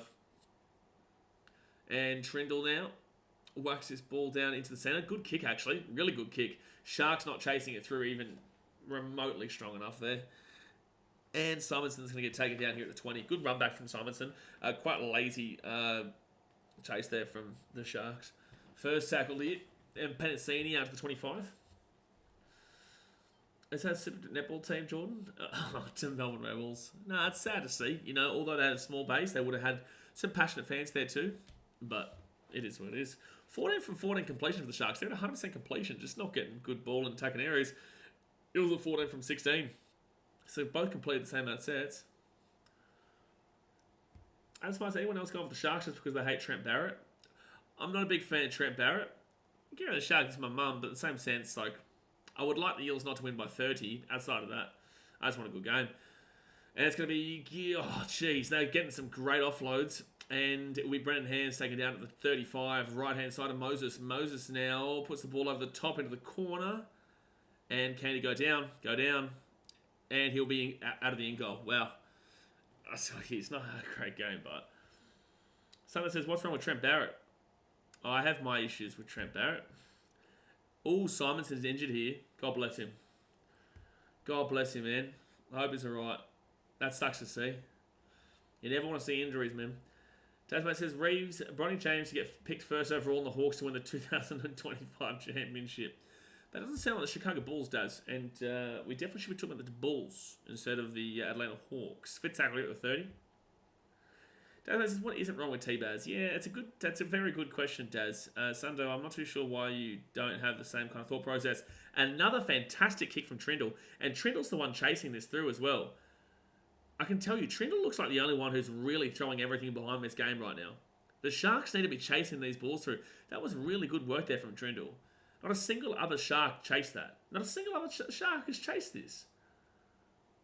Brett Neslick says if Shark is stiffing up their D, they can win this. They're quite far out of it at the moment. And it's like the Eels, when they have the ball in hand, are doing some good stuff. But it's also because the Sharks are just seeming like they've come from last week into this week. Like they scored early here and they look like look at the numbers. Look at the numbers on the left-hand side again. The Eels couldn't pass it out there, but they had numbers again. That's Mortal's side. Brenton says, Seb Watson, you know it? Oh, he said, get around the stiff D. Get around the stiff D. We all love the old stiff D, don't we? There you go. Best Sport's going to be clipping that. Will Candy, that's nice. He gets out to Mulatalo here. He's at the 20. Mulatalo at the 30. Steps on the inside here. Mulatalo's still going here. Mulatalo's still going here at the 50. He's at the 45. Mulatalo to Will Candy. Try time. Sam Jenkins had a heart attack, but William Candy will score a try to the post, and it is 16-8 with kick to come. Fortnite, boy. That was huge there from Mulatalo. Unlucky Sam. That would have been huge to see him break away there for the long distance try, but instead he gets that ball back to Will Candy, and Will Candy was going to the post. And Candy's had a really tough game, really hard game to watch there for Will Candy. But you know that really helps him and his confidence to get back in by scoring out of the post like that. It's been all Parramatta for the last 25 minutes, last 25-30 minutes really. But the Sharks, that was nice from Candy. Breaks out to the left-hand side, gets away from Couple, terrible defence, and then Montalvo to the 20, to the 25, to the 30, steps around one, breaks another tackle there, gets to the 50, and then steps inside Gutho, and then gets the ball inside to Will Candy. Beautiful. The reason why Sam Jenkins is not in chat right now is because he's had a heart attack. It's because he's had a heart attack. Oh, we love the old Jenko. We love him. You can tell he wants the 6 spot, Sports Zone says. Yeah, Trindle, yeah, for sure. Well, right now, I'd say Trindle deserves the 6. I'd say when Nico Hines comes back, Nico Hines 7, Trindle 6, based off what I'm seeing right now. What's Atkinson doing? Sam's not happy. I don't think Montano could have done much more there, bro. I don't think Montano could have done much more. He broke away from a couple of tackles. He stepped on the inside of Gutho. It's unfortunate there was a player chasing on the inside, but I thought Montano did a really good job there, and I thought he got further than he probably should have. But 16-10 with 5 minutes to go in the first half. They do get the kick. And this shows you that although the Sharks have been really poor in this first half, they're still only down by 6 points. Dasman says, Bulls get the first seed with a healthy Lonzo. FYI, last time we played the Bulls with the first seed, I don't want to hear bust. I'm not saying bust, mate. Not me, mate. I'm not saying bust here, mate. Not me. Not me. You think me? Not me. No, not me. Someone says, to be fair, I don't know much about him other than he didn't do too well at the Dogs. Where did he do well, Thunder? Where did he do well? Where has Trent Barrett done well? Because I don't think he did too well at Manly either. Definitely didn't do well at the Doggies. and is currently winless with the Seal Stream as the coach. Dogs fans aren't a fan of him. And also, due to a way that he treated me at a Manly vs Roosters game once at Brookvale, not a fan of him personally. Alright, so the Shark, a lot of arrogance and a lot of ego. So Monotalo here, this was a while ago though. This was before COVID, it would be like 2019, 2018. Whenever that Manly Roosters vlog came out, back in the day. So first tackle of the Sharkies, and they're going to get this ball to the 30. Eels, there's no way, there is absolutely no way, Eels, that you don't lead this half-time 16-10 at minimum. The big fella Slapper. Of course Slapper turns up and he donates 10 memberships. Get around you, Slapper. We appreciate you, mate. Will Shaw, Adam Smart, Vic Mars, Giant988, Dan Goldstein, Sledge Havoc, Slime, Fernie, Zach Marino, and Luke Bailey, all 50 memberships. Get around you, Slapper. We appreciate you, brother. So fourth tackle now for the Sharkies at the 45. They go left-hand side, and it's going to end up being good defense.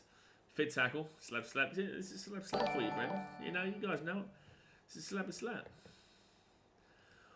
NRL King, why do you keep talking about Tasmania, bro? What's this Tasmania obsession? Tasmania, they're not taking like NRL Tasmania. I don't understand this. Why you keep talking about Tasmania? The NRL will expand to Perth and Adelaide before they go to Tasmania. The NRL will expand west of Brisbane before they, like Ipswich kind of area, before they go to Tasmania. The NRL will go to the second New Zealand team, Papua New Guinea, the islands, before they go to Tasmania. And that's not an insult towards Tasmania, it's just it's not going to happen, bro. I don't understand the obsession. Alright, so fourth tackle now, right-hand side of the Eels, and that was a shit. Reed Kamagilla just got absolutely pumped right into the esophagus and slapped. I get you, Tasmania, bro, but it's not going to happen. Like, love ya, but it's not going to happen, my guy. And that will be Monotalo, who will get this ball and bring it out to the 15, to the 20. 3 minutes to go to the first half. Logan Deuces, could you see Weaver 7 and Boyd 6 in the future? Depends on how long into the future, because I could see Zane Harrison becoming our 7 in the next, probably 5 years. I'm talking 5 years on the track, 4 years. He's only, what, like 17 years old? Good offload there by the Sharks. Good offload. Blake Brayley. I think Zane Harrison's the future 7. I think for the time being, though, it's really hard, mate. It's really, really hard because Desi will make a signing. And Trindle from inside the 40. That's a 20 attempt here, but the ball will bounce there for Gutho at the 20. 2.5 minutes to go here the first half. Eels, all you need to do is get through to halftime right now. I like Tassie. Yeah, I like Tassie, Flo. My grandfather lives down there. My mum's dad lives down in Tassie. A beautiful acreage out in the hills there. Beautiful place. Beautiful place. But it's not NRL. No NRL. Adam Smart says, if the NBA is still crying over my Pacers poor showing against the Celtics, who in their right mind decides to support Indiana? That's my question to you.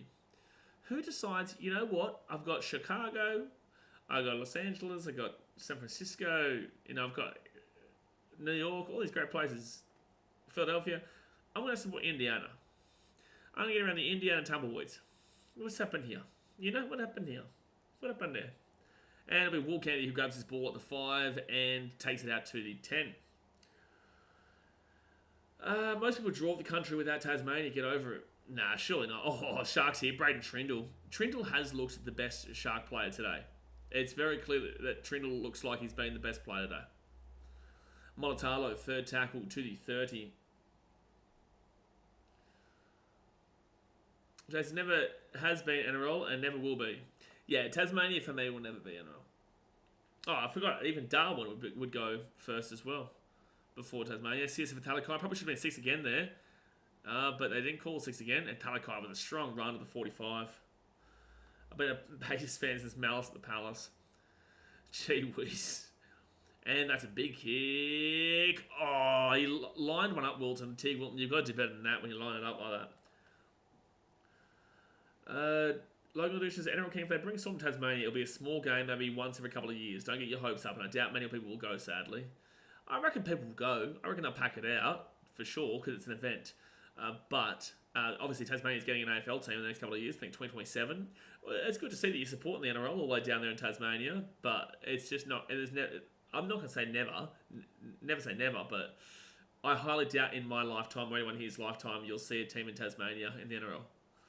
I doubt it. So fourth tackle now for the Eels. They go right-hand side, coming to Alungi. 10 seconds to go here the first half. Do they go for the field goal potentially? Do you look at a potential field goal? Do you look at a field goal? Mitchell Moses will miss it. He will miss it. And that, my friends, is half time. Oh, no, they're going to say take the 20. No, don't worry about that. All right, half time. Oh, no, are they? No, there we go. So half time here, 16-10 to the Eels. Sharkies were pretty awful for the most part of that first half defensively. Scored a try right on the end there with Molatalo and Will Kennedy linking up, which was brilliant. But besides that, the Eels deserve to be in the lead. Both these teams defensively have been shocking. Both these teams have been shocking defensively, but right now the Eels do hold the lead, and right, as long as the Eels don't win by 30, I'm okay, because the Titans stay above them. As long as they don't win by 30. But if they lose, the Tigers would go above them. I can't see them losing by 50. So the Rabbitohs will still be in last place by the end of this weekend, as we currently stand. To be fair, like when there's like games like this, I realistically should have the bottom 8 showing. And then when there's games between like 2 top 8 teams, or when games are more important for top 8 teams, whoever has the more important, I should put that as the ladder to the left of me. Is it right of me or left of me? There. Yeah. It's actually to my right, but it's over there. Anyway, it's reversed. But half time here, guys. Hit that like button, subscribe, get around it, and let's move on from Tasmania. Let's move on. NHS, I put $10 on Pacers to win the comp a few months ago at $2.50. Yeah, you should just donate that $10 here, mate. You should just donate that $10 here, because the Indiana Pacers are not very good. Not very good. I know they obviously got through with Tyrese Halliburton and whatnot, but also no, they were never going to be winning the NBA this year. Adam Smart said, do you think that makes me a Colts fan, but not Tennessee Titans fan since 97? Adam Smart, stop pretending you're a Warriors fan. You are a Gold Coast Titans fan and a Tennessee Titans fan. Welcome to the show. Were you drunk when picking teams, Adam? Greg Martin says, it's a good question. It's a good question. And Hawkins may rubber union. Brother. They've just kicked out the Melbourne Rebels. I don't think they're looking to add a new team in anytime soon. But Brendan says, where is Tasmania? Nate says, the tax man would have kicked it. No, he definitely would not have. Sam Jenkins says, I'm a Colts fan. You're a Muppet. Ellis Williams says, hey, boys. Hello, Ellis. Tennessee Titans are valid, though. Are they? They were awful last year. They were awful. They're currently in a massive rebuilding stage. Massive. Where'd they come last year? Tennessee Titans. Where'd they come last year? Table. Oh, that's right. Yeah, because Texans were above them. Jags, Colts, and then, yeah, that's right. 10-win Texans, 9-win Colts, 9-win Jags, and 6-win Titans. Yikes. You chose a bad time to get on the Tennessee wagon, that's for sure. Then again, I can't talk. I got on these guys when they were on 16. Home of the NRL, Sharks only down 1 try. Correct. Yep, that is correct. They are only down by 1 try. Sam Watson says some very bad team choices. Geez, for someone called Smart. Yeah, Adam Smart. You know, now I can understand your Desi slander. Now I can understand the Desi slander from you. Yeah, really intriguing. The Indiana Pacers is the most obscure one. Tennessee Titans, I kind of understand, but the Indiana Pacers is just like, ooh, yikes. Ellis Williams says, hot take, the Sharkies are missing Cam Ennis more than Nico Hines based off how they're getting bodied through the middle. Is a hot take. I would say McInnes is more important in this game specifically, correct. I think the Eels have a great forward pack, which does obviously enhance this and make it more visible that they have no Cameron McInnes. You are correct, because I don't think Jack Williams is a solid enough 13. I think that if anything, he's a bench rotation front row forward. So, yeah, I would agree with you. I think in this game specifically, Cameron McInnes is a bigger loss. However, I do think that Daniel Atkinson hasn't done anywhere near enough in this game to prove his selection right now. And I think that Trindle is walking into that 6 in a couple of weeks' time to play alongside Nico Hines. Do they play next week? Because I don't know if they'll play Hines. If Hines is still injured, then they definitely won't play him. Or has a little bit of a niggle. They play the Broncos at Suncorp. Easy place to win, lads. Easy place to win. But they play the Broncos at Suncorp, which is not an easy one there for the Sharks. If they don't win this game, there is every possibility that the Sharks lose 3 straight. There is every possibility that the Sharks lose 3 straight. Because the Bronx won't have Reynolds still. If Hines plays on the Saturday, great. If Hines does not play Origin and they say he's not fit enough, I think he'll play on the Saturday. And McInnes probably toughs it out and plays on the Saturday, because usually the Saturday games are fine. Friday game, you're not going to be playing. Ben Hunt did, but the last year. But the Saturday games, I would assume, depending on how the game plays out, I would assume that McInnes probably plays it against the Broncos, and they'll need him. But the Broncos are very doable, mate. The Broncos are very beatable. I can tell you that from personal perspective, from personal viewing, very beatable. Tasmania says, legit just lost your best player, the Ravens. Mitchell says, the only reason the Titans were relevant was because of Derrick Henry. Correct. And he left. Tennessee Titans fans, at least they got Will Levis to go with their 500 quarterbacks. They just fancy book, learning makes you smart. What? Hey, well, I saw your messages. I apologise if I acted like a goose. You are a goose, mate. You are a goose. And you know you're a goose. But good on you for the apology. But you definitely are a goose. Daily Sports says Carlton lead Port 35-32 at halftime in Adelaide. A close game. Wow. Is it raining? Is that why it's so low scoring? That's a low scoring. Oh, it's not that low scoring, but it's low scoring. Thoughts on the 18th man in Origin teams to miss club games? I agree with it. Like, there's a potential that they play. Like, there's a potential that they play on Wednesday, especially in Matt Burton's case this time around, because there's no guarantee that Nico Hines plays. That might mean they put Burton to the 6 and Jerome Dwight to the 7. I think that the risk factor is just unnecessary. So I understand Dogs fans might be upset, but in the same sense, every year we have this, and every year it's the same. Like, just because Dogs fans are loud doesn't mean that we have to give them what they want. Burton could play this week coming in the Origin. There is absolutely a potential there. Absolutely a chance. Absolutely a chance. So, no. Adam Smart says, Jeffrey Simmons is still there, Daz, the king. Oh, you're talking about... Okay. Sean Hewitt says, hi from New Zealand. What do you think about the Warriors and how they're playing for a B team? Well, there's a lot of B teams right now, mate, and I can tell you the Titans are just as much screwed as the Warriors are. But yeah, we're both playing well for a B team, both of us.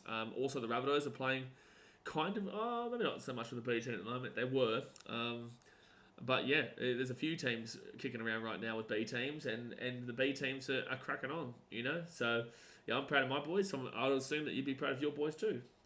Ellis Williams says, do you think Big Xavier Willison will get more? I will say this actually for Warriors fans, Sean. I will say this.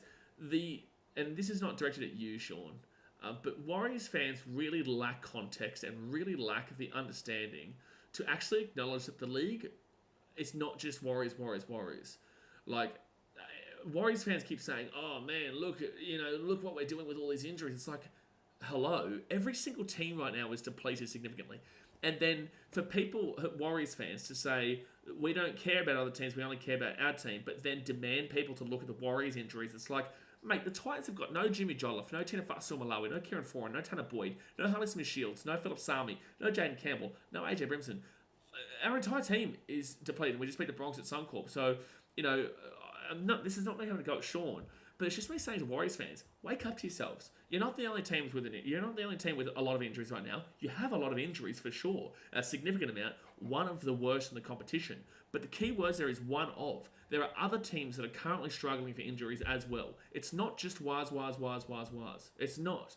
I know you guys think it is, but it's not just New Zealand Waz. There are other teams that also have injuries right now to the same extent. So it's crazy to me that New Zealand fans really choose to ignore this. And it is a choice. It is a choice because I guarantee they know it. But they just want everyone to be like, oh, woe is me for the Warriors. And it's like, we do sympathise with you. I am empathetic for you. I, as a Titans fan, can see and know how hard the team is having to work right now. The Warriors are doing a good job with their B team. But also, you're not the only team playing with your B team. You're not. So Warriors is crazy to me. It really is crazy to me. Sports says they'll be decent with Hopkins. Okay. Sam says, who won on the weekend? Capish? Very good team. Very good team on the weekend.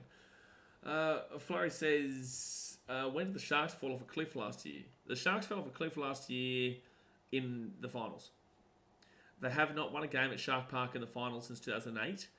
And the games they have won in the finals, like, for example, 2016, their home game was at Allianz. So, yes. I don't think they played a game. No, they might have lost in the first week to the Raiders, didn't they? Let's get a look. Anyway, they haven't won a game at Sharky Park since 2008 in the finals. Let's go have a look at that 2016. 2016. Sorry to do that to you Warriors fans, but like some of them do deserve it. A lot of them do. That doesn't mean I don't love you. I still love you. Getting annoying at times though. Was it GIO saying that's right? Yeah, they were third place, weren't they? I think the Sharks came third. They had to play the Raiders at GIO, beat the Raiders, and then played the Cowboys at Allianz before beating the Storm in the grand final. I think the year after that as well was at Allianz against the Panthers, because I vlogged it. No, don't worry about that. Finals week 1, they lost the Cowboys at Allianz. 2018 then maybe, because I vlogged it. I vlogged it when they beat the Panthers. There we go. 21-20 against the Panthers at Allianz. Lost to it before that, 21-12 at Allianz. So yeah, since 2008. So yeah, anyway, long story short, the Sharks do not have a great home record when it comes to the finals, and that's usually when they fall off a cliff. This isn't them falling off a cliff right now, but their defense is definitely struggling. Sean, thank you for being honest. Well, I also told you what you wanted, and the Warriors are playing well with their backup team. But like I said, it's not just the Warriors. And that's not, again, like I said, wasn't having a go at you. And Smarts, do I get any credit for being a Port Adelaide Power fan? No. Brandon says, I think it's more inclined to not play the 18th man in club due to HIA risk in Origin. Well, the 18th man can't play this week. Origin's not until Wednesday. Oh, you're saying like because they miss 11 days afterwards, so that would miss the Origin plus also the next game. Is that what you're saying? Is that what you're saying? Last time the Sharks won a finals game was in 2018 against Penrith. Correct, but I'm talking about Shark Park. They have not won at Cronulla in a final since 2008. 2008. Will Shaw said, do you see the table of games missed due to injury? Why is there in front with 80-something games missed in 11 games? Kind of ridiculous. Yeah, for sure. But there is also, if you look at it, and there is a lot of teams in the same wagon. I was surprised that the Titans were down around 8th or whatnot, but with that being said, everyone can clearly see how many players we have out when I read through that list. But yeah, the Warriors are on top for sure. That doesn't mean that everybody else a lot of other teams aren't currently getting slapped with it. I don't mean. So, yeah, tough times there for sure. Tough times for sure, but it's just, I can see on socials that, like, I had to block this Warriors clown the other day because he just wouldn't accept that other teams actually were going through situations as well as on Instagram.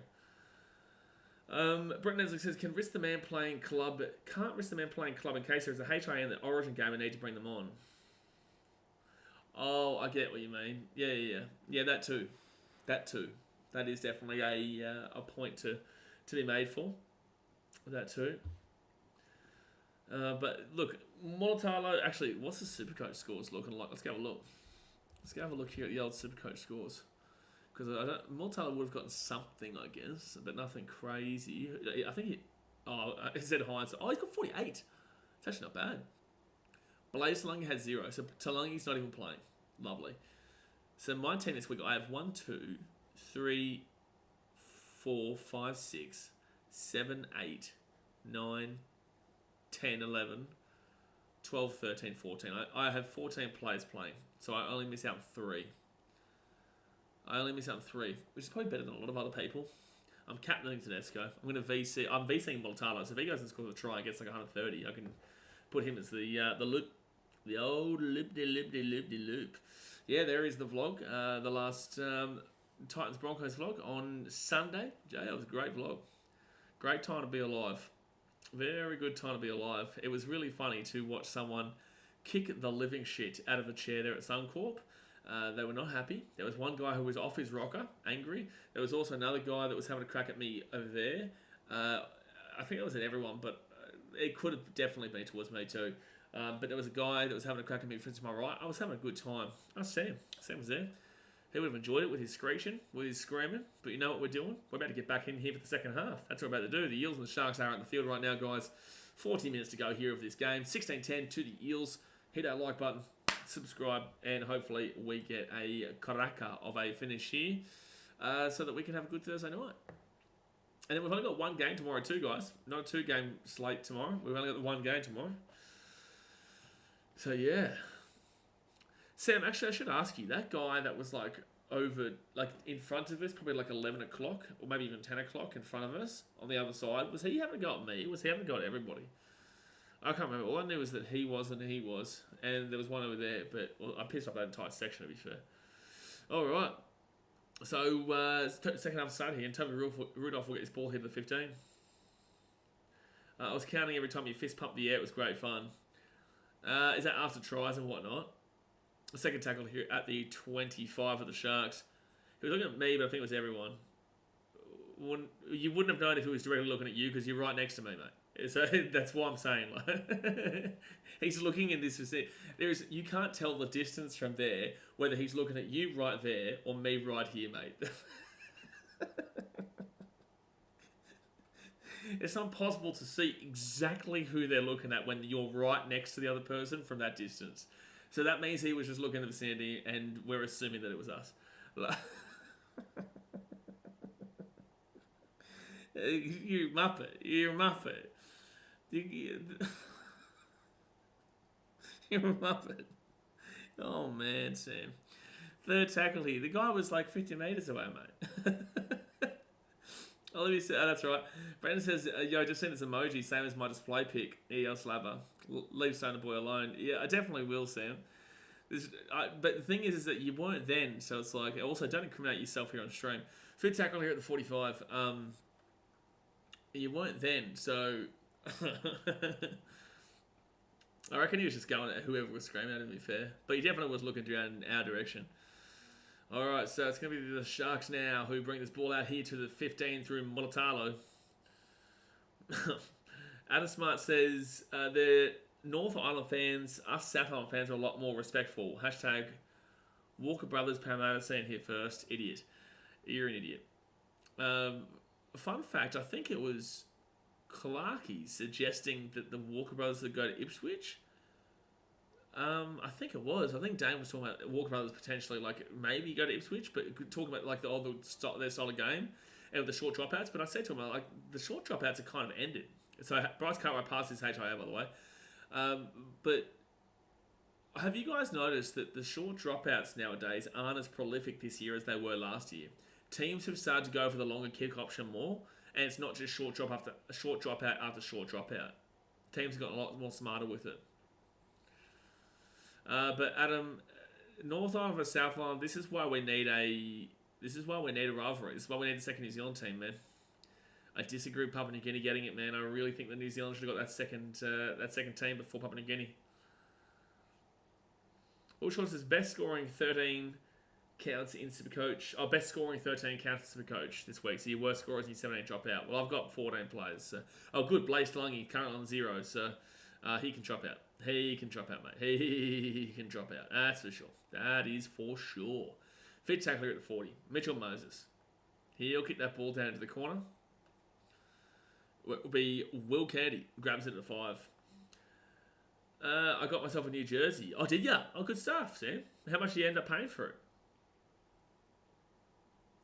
Obviously you got Tony Francis, but how much did you end up paying for it? Was it probably about 5 or $4.50? And Siona could tell a good run there to the 40. His second tackle here. Sharkies have started off. Oh, that's forward. Oh, I haven't called that as a forward pass. A couple of small calls against both teams this game so far. $5.75 ended up having to pay, Sam. Oh, good run here from Blake Brayley coming out of dummy. Good run to the 30. $5.75. Wowee. I have 13 Blazers, 1 Flurry. That's a big yikes. Oh, Talakai's had a good game so far when he's come on. It's fit tackle now at the 15, sorry. Blake Brayley gives it off here to Trindle. Trindle kicks it through. That's played at. And that's 6 again. Or did he not play that? He played that. What? Challenge that. Challenge that. Challenge that. Ashley Klein, that's awful. This is awful. If they're going to challenge this with the Sharks, this is wild that he hasn't just called this as a 6 again. Like, challenge this. He's clearly played at this, dude. He's clearly played at this. Come on, Klein, mate. He's very clearly played at this. Oh, he's clearly playing at this, mate. What are you talking about? Oh. Yeah, of course he plays at that, Klein. You're off your rocker, mate. It's a 6 again here to the Sharks. Trindle gets the ball back. That is wild from Ashley Klein not call that immediately. So challenge successful. No shit, Sherlock.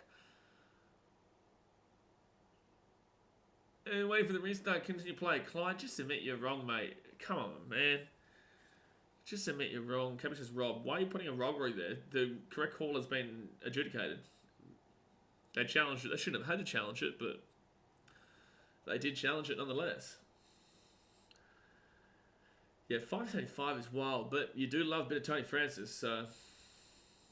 Wasn't there a Christchurch Keys thing? Yeah, Christchurch Keys could happen, Sports Zone, just not obviously right now. Alright, so right-hand side off to Royce Hunt. They're 3 metres out of the line. Second tackle of the Sharkies. Let's see if the Eels' defence is as good as we think it is. That's not good. Britton Nakora here. He's 10 metres out. And he'll be taken down at the 10th, third tackle. Nakora is kind of really only effective when Nicker Hines in the lineup. Sharks now. Toby Rudolph. He's 4th tackle, 3 metres out from the line. 3 metres out. Blake Brayley gets that back here. Trindle. Oh, easy try coming up. Easy try. Montaltalo slipped over. Oh, Sam. Montaltalo slipped over. Fit tackle now. 5 metres out. It's a penalty. Eels, what are you doing? Eels, it's fit tackle and they give away a penalty. That's insanity. That is insanity, Eels. Are they going to challenge this? What are they challenging here? Probably won't do it again. Just nice to get a debut jersey of his. Yeah, no, it's awesome. It's awesome. I just don't know of what they're challenging here. Is he not stripping this ball? Clearly. Yeah, it's a strip. It's a penalty. What are you doing?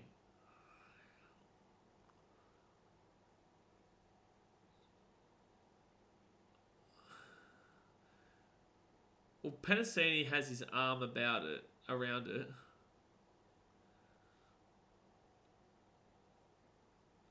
I'm pretty certain this is... Yeah, that's alright. If he hasn't lost the ball... Yeah, it's not... Okay, so it's actually a good...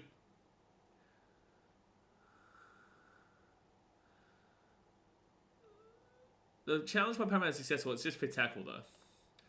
So, I'm okay with it. I reckon if Montaltalo had let that ball go, they would have called penalty, though. Who does know these days, Jay? Exactly right, Flurry. Never know. Gutherson, what are you talking about? Gutherson, what are you arguing? You got the successful challenge. Flurry, they're very, very well aware of what you're talking about. I don't know why you're getting angsty against them. they're very aware of what you're talking about. So 35 minutes to go here of the game. They're making a joke about bloke. Okay, saying, oh, it's fit tackle, lads. What are they doing? Crash play? Sharks, are you serious? That was stupid.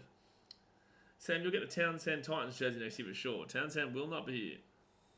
I think the Sharks might have thought they got a 6 again, which they didn't.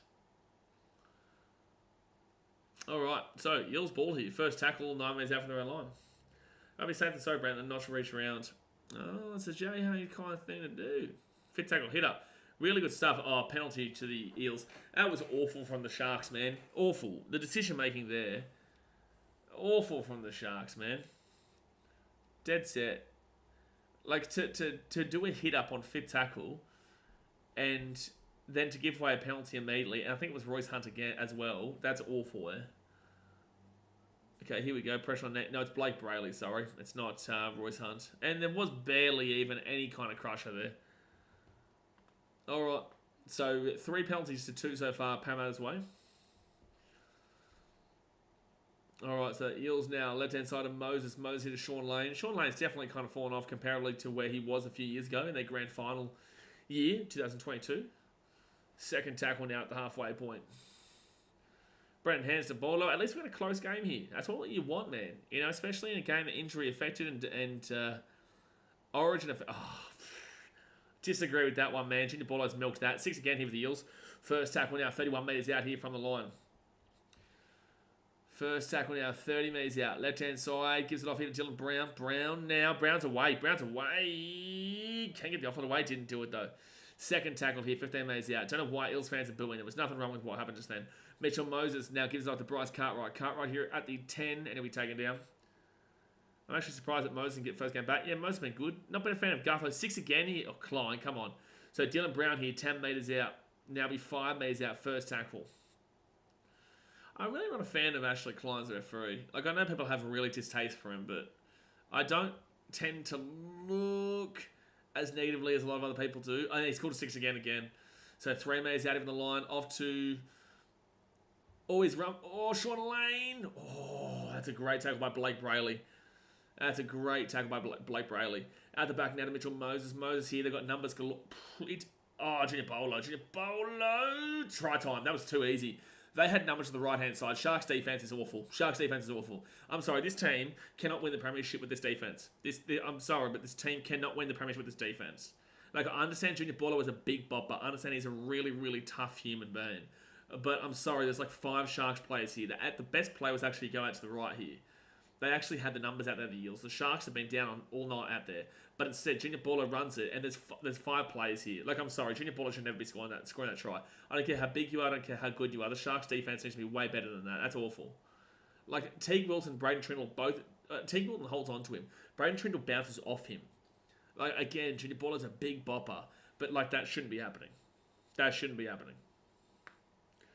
As far as why doesn't Gus coach in the NRL retired? No, he's doing his thing with the Bulldogs. Might go to another team eventually. I think Bulldogs might be his last team, but... there we go. So try time there for the Eels. Like, look at that. They've got 5... They've got 4 on 2 out there. And Junior Baller runs it himself. Never should be scored. Blake Brayley falling off as well was pretty poor. But Junior Baller will get the try. And it's just as simple as that. Just as simple as that. 30 minutes to go here at the game, guys. Hit that like button and subscribe. 30 minutes to go of the game. Mitchell Moses will... Oh, I thought he was going to miss that for a second, but he does get it. Moses has been good today. He has been good. But no, Gus's time has come, man. He's, a lot older now.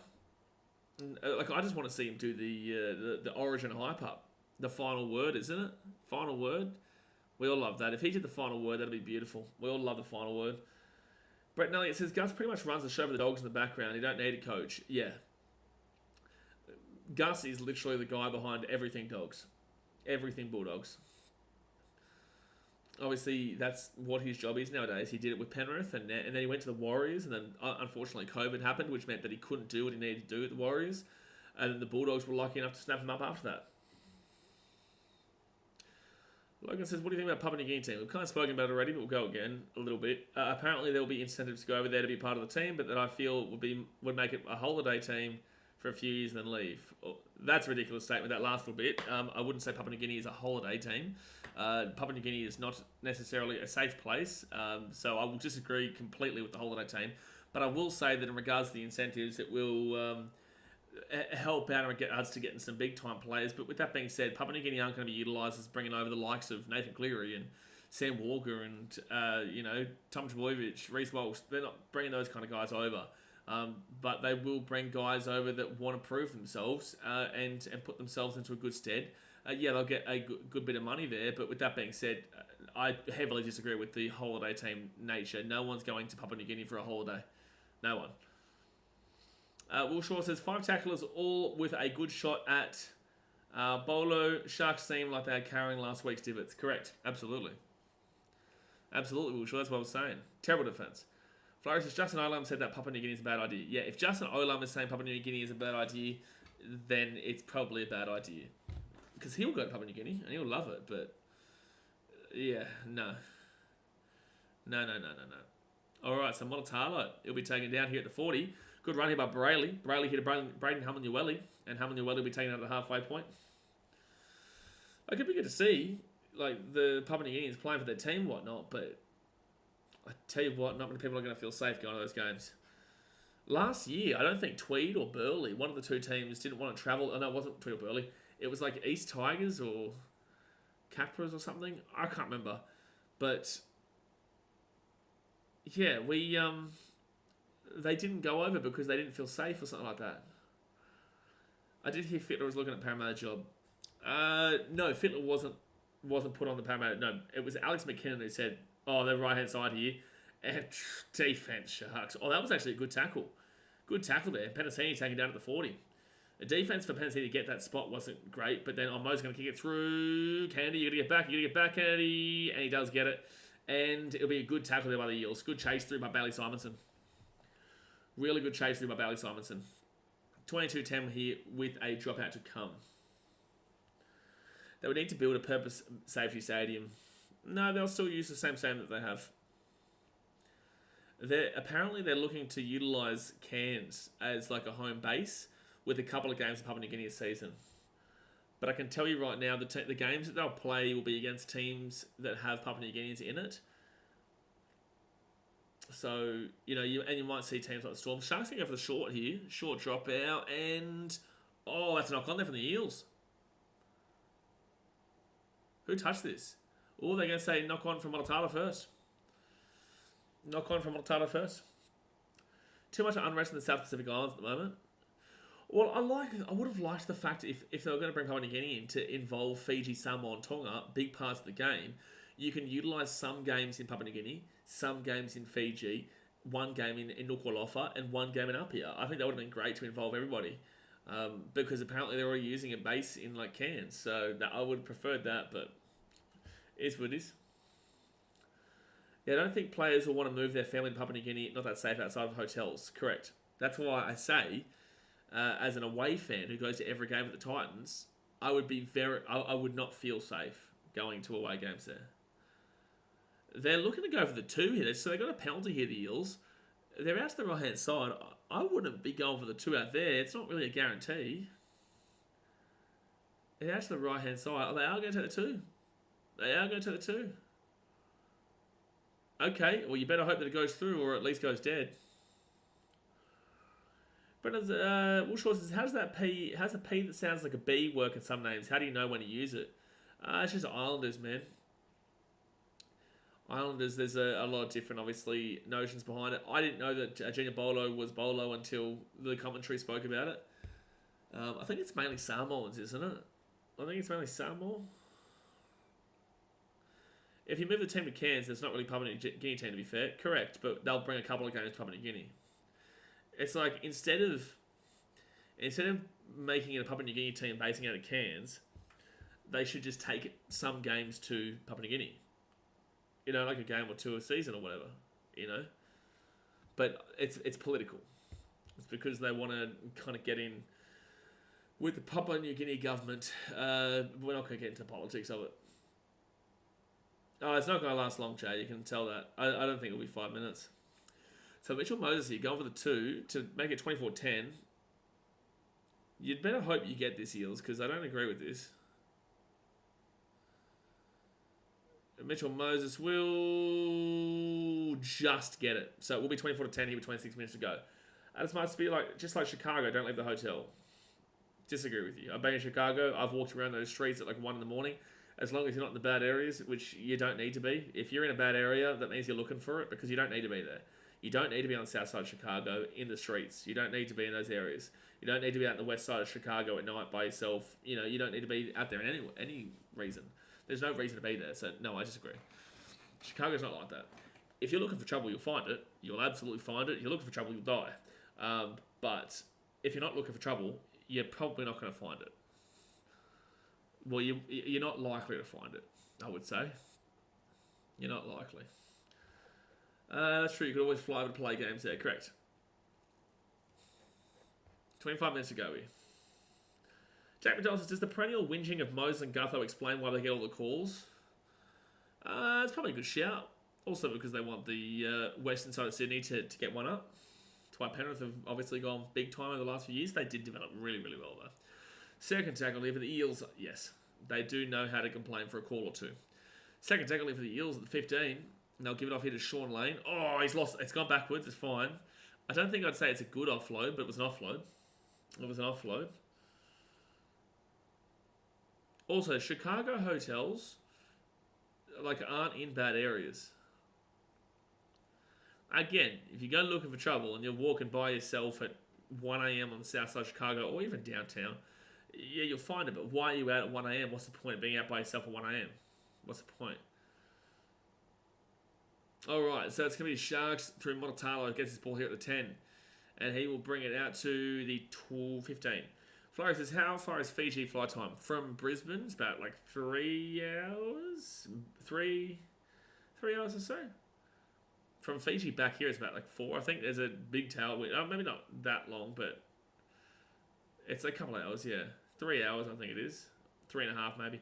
Molitalo, third tackle here at the 35.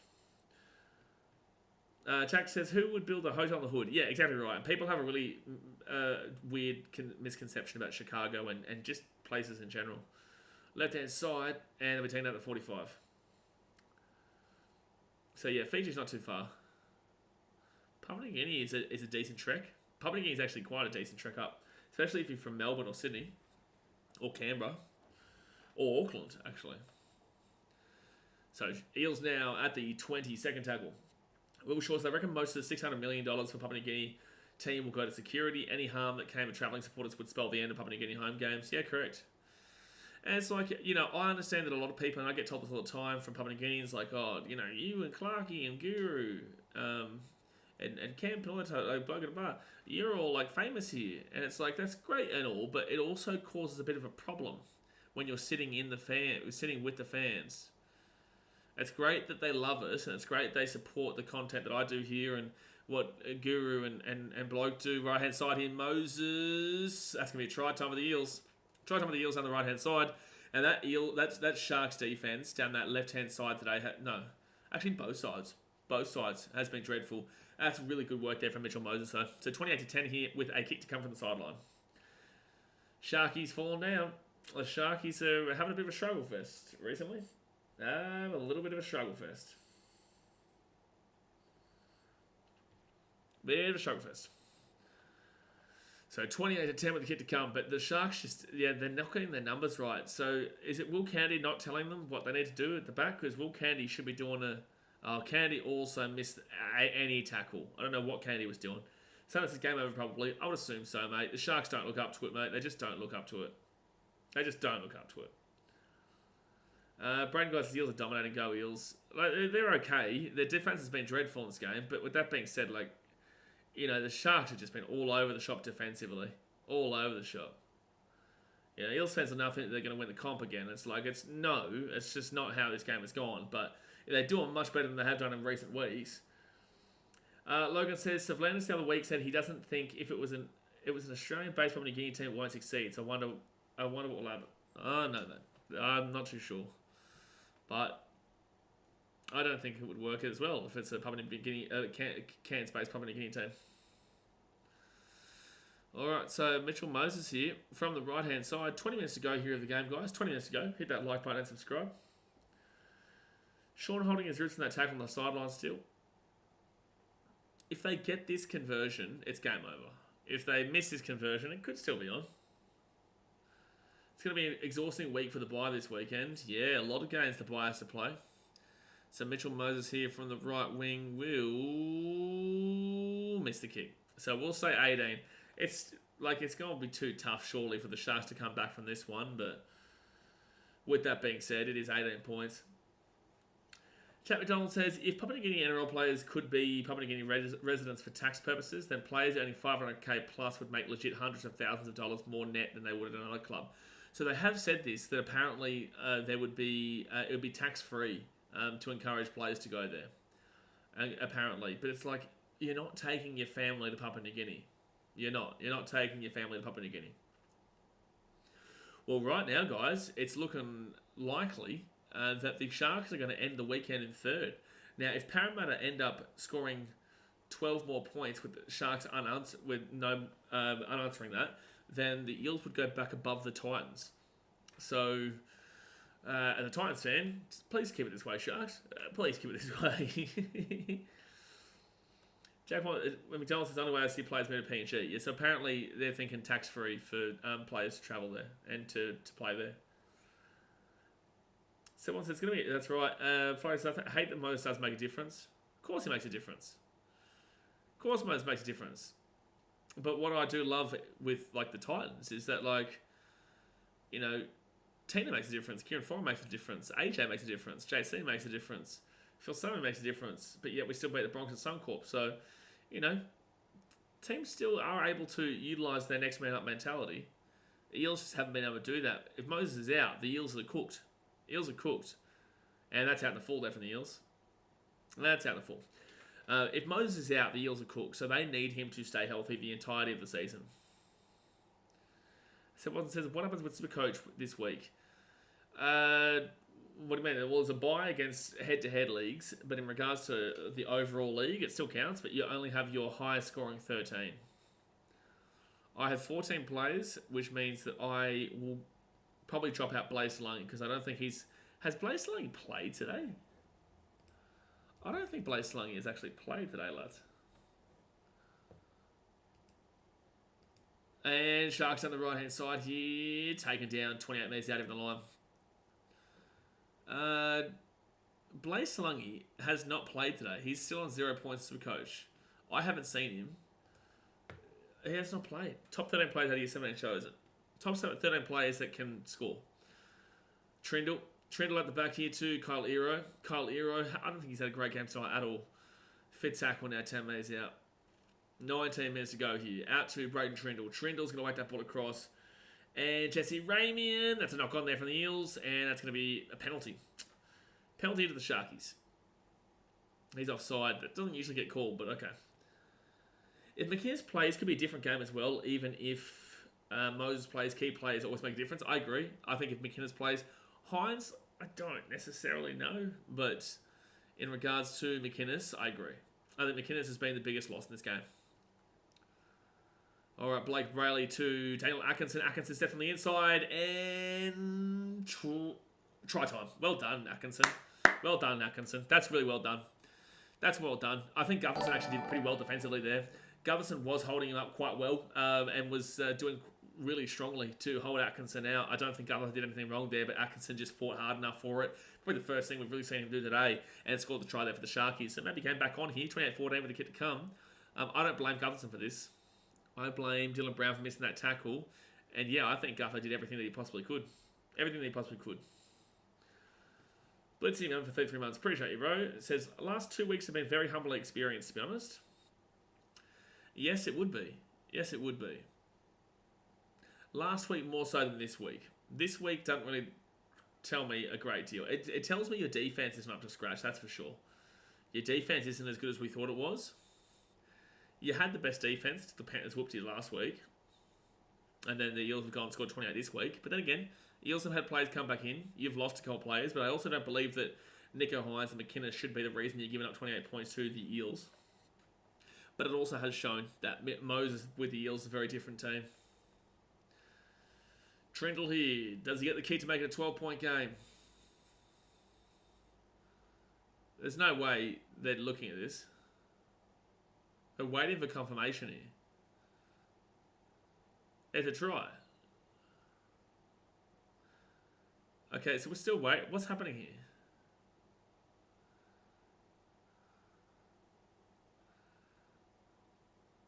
Well, they were actually all offside, to be fair, but there's nothing wrong here. It scores the try. There's nothing wrong with that. There's nothing wrong with this try. Your try confirmed. Why did that take so long? And Trindle will get the kick. Why did that take so long just then? So it's 28-16. That was the weirdest thing ever. Yeah, Adam Smart, let's get back to rugby league, bro. Read the room. When the game is not like hot, that's when we talk about the NFL. When it's like this, with 17 minutes to go, it's a 12-point game, then we kind of try to focus a lot more. Bretton says, Atkinson has earned that 6 jersey, still picking over Trindle this year. Would you though? Because Trindle has had a good game tonight. I've really enjoyed Trindle tonight. I think Trindle's had a better game than Atkinson. I think Atkinson scored a great try just then, but I do think Trindle has had a better game.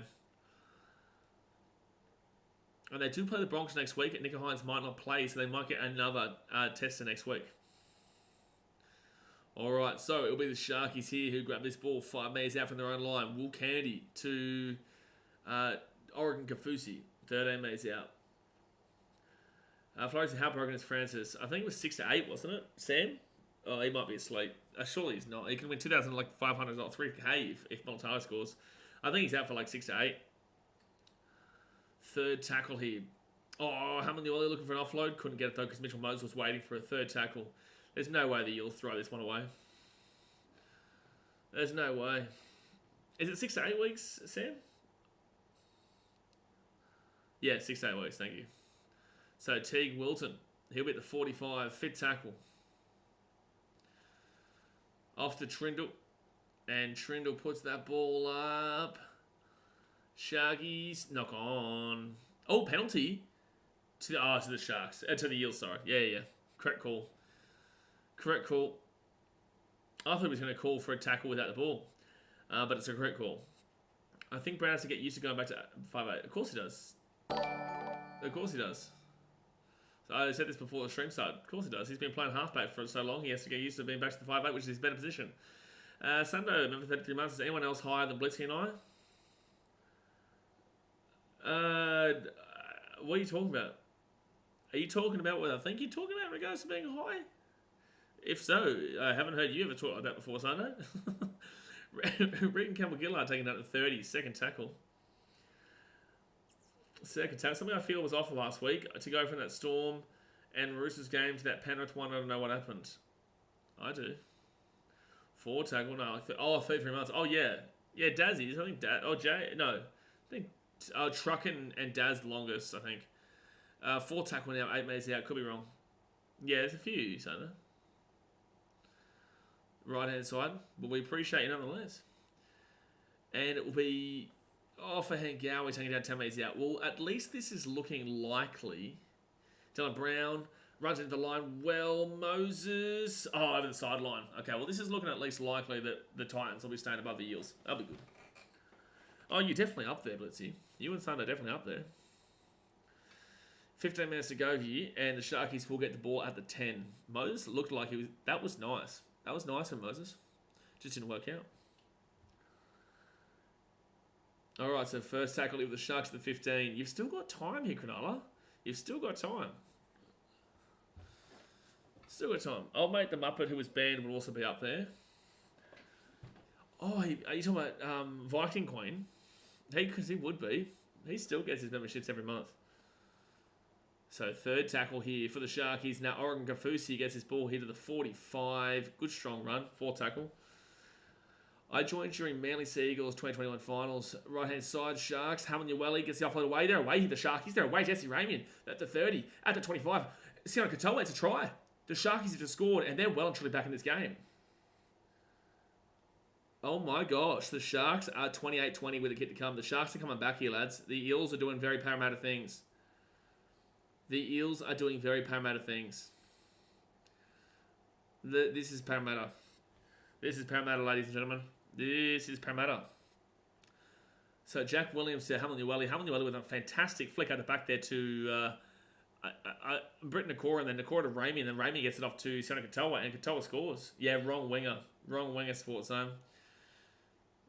But either way, we're on for a game here, ladies and gentlemen. I did tell you, if the Eels missed that kick and made it 20 rather than 18, I thought that was game over. But when it was 18, I said, there's a chance. I said, unlikely, but there's a chance. But now, 28-20 with 13 minutes to go here. Ooh, boy. Oh, boy. Trindle can make this within 6 if he gets it. If he gets this, he makes it within 6, and he will get it. We're 6 points difference, lads. We are 6 points difference with 13 minutes to go here this game. This game has just gotten red hot. Baby. Who do you think wins from here, guys? Come in the chat. Who do you think wins? Do you think the Eels find a way to hold out, or do you think the Sharks are just too red hot right now? Despite having no Nico Hines, despite having no Cameron McInnes, losing Tukahau Tapua as well, who's been a great addition off the bench recently. If the Sharkies pull this one off when they were down by a big margin, that's huge. Parramatta doing very Parramatta-y things. Flores' Eels, Brocky and Breton saying the Sharkies. Katoa loves scoring here at Commbank Stadium. Justin Sanders, I don't know anymore either, Sunday. This is why I say, everyone always goes game over too quickly. You've got to look at the context of it. If the Eels had gone up by 20, the Sharks' heads probably go down. But with the Eels only been up by 18, again, it's unlikely, but the Sharks' heads are like, okay, well, that's 3 converted tries rather than 4 scores. Leaky Knights' draw. I would not mind that. Second tackle now. At the 15. Eels. Oh, knock on there by Hamlin Uwelli. They'll be Eels ball at 15. Oh, that's awful to do, man. Straight after scoring points to get yourself back into the game, all you got to do is complete that set, bro. All you got to do is complete that set, bro. Parramatta to go back-to-back and put it to bed, Adam Smart says. That's not a very Parramatta-y thing to do, though. It's not a very Parramatta-y thing to do. 12 minutes to go here. That's their first incompleted set of the game. They were 29 from 30 for 68 minutes. They had a 100% completion rate for 68 minutes of this game. Now they're at 97%. That's actually impressive. Like, obviously, it didn't do much with the ball for the most part of the game, but like that's impressive. I mean, 97%. You're winning more games than you're losing with that kind of completion rate. Second tackle here for the Eels. I wouldn't say it's game over if they score, but it'd be really unlikely for the Sharks to score if the Eels score now. All right, fourth tackle here for the Eels. They're 3 metres out. Or is it third tackle? Third tackle. Hands. Gets that right-hand side to Moses. And Moses taken down 4 metres out from the line. Don't know why people are booing. There's nothing wrong with it. Fourth tackle now. 3 metres out. They give it off to Regan Campbell-Gillard. Campbell-Gillard to Offa Hengawi. Not much going on here in the short passing department. Fifth tackle, 10 metres out. Fifth tackle. Can the Eels score here? Left-hand side, Dylan Brown. Dylan Brown. Try time, Dylan Brown. Well done, Dylan Brown. There was nothing on there, but he just made it happen. Dylan Brown made that happen. Nice try there, right next to the sticks. It'll make it 32-22. Sharks probably should have had this covered, but Dylan Brown just did what Dylan Brown does. It's a nice try, nice stepping there, and the Sharks just missed the tackles on him, and bing bong ding dong. Try time, mudda bish. Tom Hazelton misses that, and Britton Nakora. Yeah, Nakora's going to be doing better than that. I don't know why Nakora's looking around as if it was anybody else's fault. Nakora misses the tackle here. But again, it's just nice work from Dylan Brown. It's nice work from Dylan Brown to step around knowing that the Sharks had all really gone to the outside. They all brought out into that outside. Dylan Brown just did some magic. Adam Smart, I don't understand why you keep demanding someone to be timed out who's a moderator, because they're just going to keep timing you out. Like Borsak says, Dogs wouldn't let any of those tries in, being second in defence. Disagree, considering that the Sharks were first in defence until last week. So it very much tells you that things can change very quickly. Things can change very, very quickly. Hamlin was the reason for that try. Hamlin was a big part of that try there, Brenton, but Britton Nakora also missing that try. That tackle was pretty poor. Still 10 minutes to go here, though, guys. Hit that thumbs up button and subscribe. But it's about to be a 12-point game. At least the Titans will be staying above the Eels this week. At least that will be happening. Very much like Cleary's grand final try. Similar. Hey, Jack, are you still watching, by the way? Mr. McDonald. And the conversion has been made. 34-22. Just enough to show him his boss. Just enough, you know. Keep him guessing. Alright, 9.5 minutes to go here. I don't think the Sharks come back from here now. I thought they had the momentum, and then Braden Hamlin-Uele dropping that ball was just poor, which allowed them. Tomorrow night, we'll have the Knights versus the Bulldogs, guys. That'll start up at 8 o'clock. That'll start up at the old 8 o'clock. So we'll start up live here about 7:30 tomorrow night. Alright, so Sharks, I would assume you'd go for the short droppy here.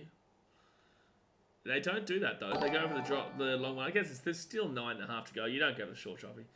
Alex, remember 25 months. Get around here. Alex, his comeback's still on. It's technically still on, mate. It's definitely not over. It's not over. I just don't think the Sharks can go and score another 2 tries based off of... Yeah, like they were coming back and then they lose that momentum if we haven't really knocking it on. Who am I picking tomorrow night? Probably the Knights, mate. Probably the Knights. Not convinced in either of them, though. I wouldn't really... I'm going to enjoy it whenever you guys lose to a super controversial call, though. You won't be getting the sympathy from me because your content creators didn't give any sympathy to Titans fans for our genuine complaints from Magic Round. But with that being said, I think that you probably should win tomorrow, especially with no Burton for the Dogs. Not that Burton's as good as Dogs fans make him out to be. Oh, that's nice there from the Eels. That's nice from the Eels. Simonson, I think he scored a try. And that's definitely game. That is definitely game. I don't know how they've scored this, but it's a try. I don't know how they've scored this, but it is a try. With 8.5 minutes to go here, the Eels make it 38-22 with a kick to come. Let's just make sure he gets his ball down, but I don't know how they've scored this, but it's a pretty crazy try. Someone has called it Eels back-to-back. So Eels put that ball up. Neither of them what's new, but mainly nil, so I think he scored this. With that being said, I love those blokes. And Simonson... Oh, maybe not. Let's have a look here. Let's have a look here first to see if he gets this. I don't know, man. I don't think so. I think he's lost this ball. I think he's lost this, lads. I think he's lost that, lads. I think he's lost this. This will be showing it right here. Yeah, he's lost that. He's lost that. That was close, though. Tyree says the impact Mose has on this team is insane. Correct. Shark is missing a few. Yeah, they're going to check this. Shark is missing a few, but you can definitely see that Mitchell Moses has had a massive impact on the Eels. But the Sharks have genuine excuses with no McInnes and Hines. Yeah, it's a lost ball. Loses possession. Correct call. Correct call. So we'll go back to 34-22. And Sharks will get the ball here. Yeah, dead end goal. So it'll be a 7-tackle set at the 20. In your opinion, which referee is suitable to ref this year's grand final? What's that guy's name that refereed last year's grand final? Can't remember his name, but he's really good. As long as it's not Casey Badger, don't really care, to be fair. Not Ashley Klein. Klein's not great either. But whoever is... I can't remember his name. First tackle of the Sharks. Adam G. That's the one. So first... Adam G didn't do anything to lose it and hasn't had any kind of big mares so far. So I'd go Adam G every day of the week. Why should he lose it? Who's the Origin referee next week, by the way? At the back here to Will Candy. Candy should... Oh, Kyle Ero. Will Candy should have ran that himself because Penasini had already made the decision to go and tackle Kyle Ero there. Out to T. Wilson. To Jack Williams. Hazelton. Don't know how he held that ball. Simonson troubles were 210 to me. Oh, well, sure. Not in rough. Talakai here. I've really enjoyed Talakai playing today. I think he's made some really strong runs. This is another really strong run. Look at this. Fit tackle here at the 35. That was a good, probably 11, 12 metres post-contact. Sharks go up. Gutho, good take. Good take. I think it's always Klein. Is Klein actually refereeing Origin next week? Oh, boy. We're in for a fun one here on the stream, lads. That's for sure. You guys know these streams get lit during Origin, man. They get lit. These streams get wild. Would you guys say, for the people who are here for Ashes and who are here for Origin, what would you say gets more crazy? I would probably say Origin gets crazier. Alright, so 4 tackled here for the Eels. They go right inside to Offahan Gowie. Now fit tackle at the 40. 7 minutes to go here in the game. So the Sharks had to score. Well, the Sharks got 5 minutes still to score, really. Brenton's Origin. Oh, also Boxing J. Yeah, Boxing does get legit crazy here. Will Candy steps and gets seen out at 25. Yeah, doing those boxing fights with Paul Gallen. Shit, we had 10k watching live one time. Paul Gallen versus Mark Hunt. Always have to really separate his name. League Knights of Lions 2 was a crazy rugby. Has absolutely no relevance to what we're talking about. Third tackle here at 33. So this is, I wish I was on that for that boxing stream that we had 10,000 people watching live, dude. 10,000 people were watching the stream live. It was crazy. So Daniel Atkinson now. Oh, nearly a good step, but taking that at the halfway point. Play on, that's fine. And Trindle just puts that ball up. Need to chase it hard, his Sharks. No one's chasing it anywhere near hard enough. An easy one there for Micah Sivo to grab. And Sivo will get taken at the 30. Ashes does go for a few days, so if you put everyone in one stadium then. Brenton, were you here for the Ashes streams? Do you know what we're talking about? Were you here for the Ashes streams? I don't mind Atkins, but Klein, I don't know about for Origin. Klein always seems to ref Origin, and I'm just not a fan. He's reffing tonight too. I don't think he's been fantastic today, but I do think the Eels have been the better team in this game here today. Gutho, 35 out, 4 tackle. 5 minutes to go here in the game. Yeah, for this channel. Oh, Origin goes crazy than Ashes, bro. In real life, I'm talking about this channel. So, fit tackling at the 20. Moses back to Cartwright here to... Oh, it's forward. That's knock on. And the Sharks can get away here. Molitalo to Wilcandy. Oh, they threw the ball behind Trindle. I've not been a fan of Wilcandy in today's game. That's the game. Candy has to make that pass. Candy has to make that pass, bro. Candy has to make that pass. 4.5 minutes to go here.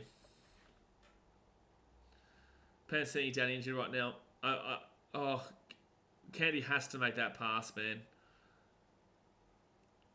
Knock on there from the Eels, and it's like if you're not making that pass, then you have to just take the tackle. Oh, bro, Trindle scores. Trindle 100% scores, and it'll be under the post as well. And that would have been a 6-point game. Second tackle of the Eels at 35. It does show here, though, for the Eels, like, you got to remember the Sharks have players out, and they're still only going to lose to you by probably about 12 points. They think on maybe Clark because he's doing tonight. Maybe. So left-hand side, they give it off here to Campbell Tuolangi. 3 minutes out. Good pump into the legs there. Fair tackle. Brendan Hands. Can they get a 6 again, or do they just get tackled? They're going to go for a field goal. Hit the post, misses, comes back out. Oh, it's a knock on there from the Eels. And it's going to be a penalty. He's offside. Yep. Oh, that's unlucky there from Mitchell Moses. Hits the post, bounces back, goes to the Sharks, and then gives away a penalty. That was a low and hard kick, yeah. Moses bleeding out of the mouth right now. And... so close. I think they all thought it was going to go over. So Sharks now, this is probably their last chance. I'd say this is their last chance. Trindle now with the ball at the 40. He gets that to Wilcandy. Wilcandy here at the halfway point, taken down. Second tackle. All right, come on, Molitalo. For Mr. Sam Jenkinson, who wins $2,700 of that. Trindle now. Right-hand side to Atkinson and Nikora. Oh, Sivo's fallen over. Sione Katoa sits back on the inside. Sione Katoa's still going here. Sione Katoa's cutting around. What's Katoa doing? And it'll be... jeez, that was dangerous. 4 tackle here. 28 minutes out. I always thought Tracy was a better fullback than Candy. Con Tracy? No, I disagree. Will Candy, you're a Dogs fan, aren't you, Sports Zone? No way. Candy's had a poor game here today, but Candy's a better fullback than Con Tracy. Trindle puts that ball up into the left. This is probably the last chance here, but not a single Shark player went up for it. They don't want it enough. The Sharks don't want it enough here. They do not want it enough here. You would assume that they're home now. The Sharks don't want this game as much as the Eels do. It's just as simple as that, man. It's just as simple as that. Second tackle now. The Eels get this ball here to the 30. Third tackle. 2 minutes to go here, guys. Don't forget, we'll be live tomorrow for Knights versus the Bulldogs. And the Eels will be taken down at 35. Get the ball back to the 30. Dylan Brown now. And it'll be... he's still going. 4 tackle at 35. Asmar says, do the Titans go top of your ladder there with this Sharks loss? Yeah, we do, actually. Yeah. As long... Actually, yeah, because the Storm will go above them. Yeah. Storm go above them. As long as... If the Sharks can score again... if the Sharks can score once in this next minute and a half, they just need to lose by less than 7. Storm will now go above them. And if the Panthers beat the Dragons on Saturday, then the Panthers will go above them as well. So, yeah, Titans will go first. How good. So, Sarah's not a good big fan of Queensland. But here's the issue, Sarah. We don't give a shit. We're your champions, baby. Don't forget that. We won 3 of the last 4 series. Actually, we've won more series, more games, more in a row, high scores. We have pretty much every stat over you. Look up, Sarah. Look up. Third tackle here at the 40. Massive Queensland fan, Jay. Sarah is. Massive Queensland fan. Trindle at the back here to Atkinson. Atkinson gives it off here to Sinakatoa. Kicks it through. And Sivo grabs it. And that, my friends, is the ball game. That, my friends, is the ball game. Yeah, Parra can kiss Blaze Salungi goodbye. He's not going to have liked that he didn't play a single minute tonight. Blaze Salungi did not come on the field at any stage tonight. Any stage. But you could tell how big of a loss Cameron McInnes was today. That was for sure. 100% for sure. And you could clearly tell the difference with no Nico Hines there as well. But mainly McInnes. He was the big loss here today. But there we go, guys. The final score is 34-22. The Eels will stay in 15th position. They did not win by 30, which is what they need to do to go above the Titans. The Sharkies now will immediately drop to second because the Storm will go first. And then if the Panthers beat the Dragons on Saturday, then they will go into first position, Storm second, Sharks third. So yeah, unfortunately for the Sharkies, missing a couple of big boppers. But there we go. We appreciate you guys as per usual. So obviously hit that thumbs up button. Subscribe if you're new around here, and I'll see you guys tomorrow for the Bulldogs versus the Knights. Also, unlucky Sammy Janko. You got close. Unlucky. But hopefully you win tomorrow night. Alright guys, thanks for watching. Catch you later. See ya. See you later.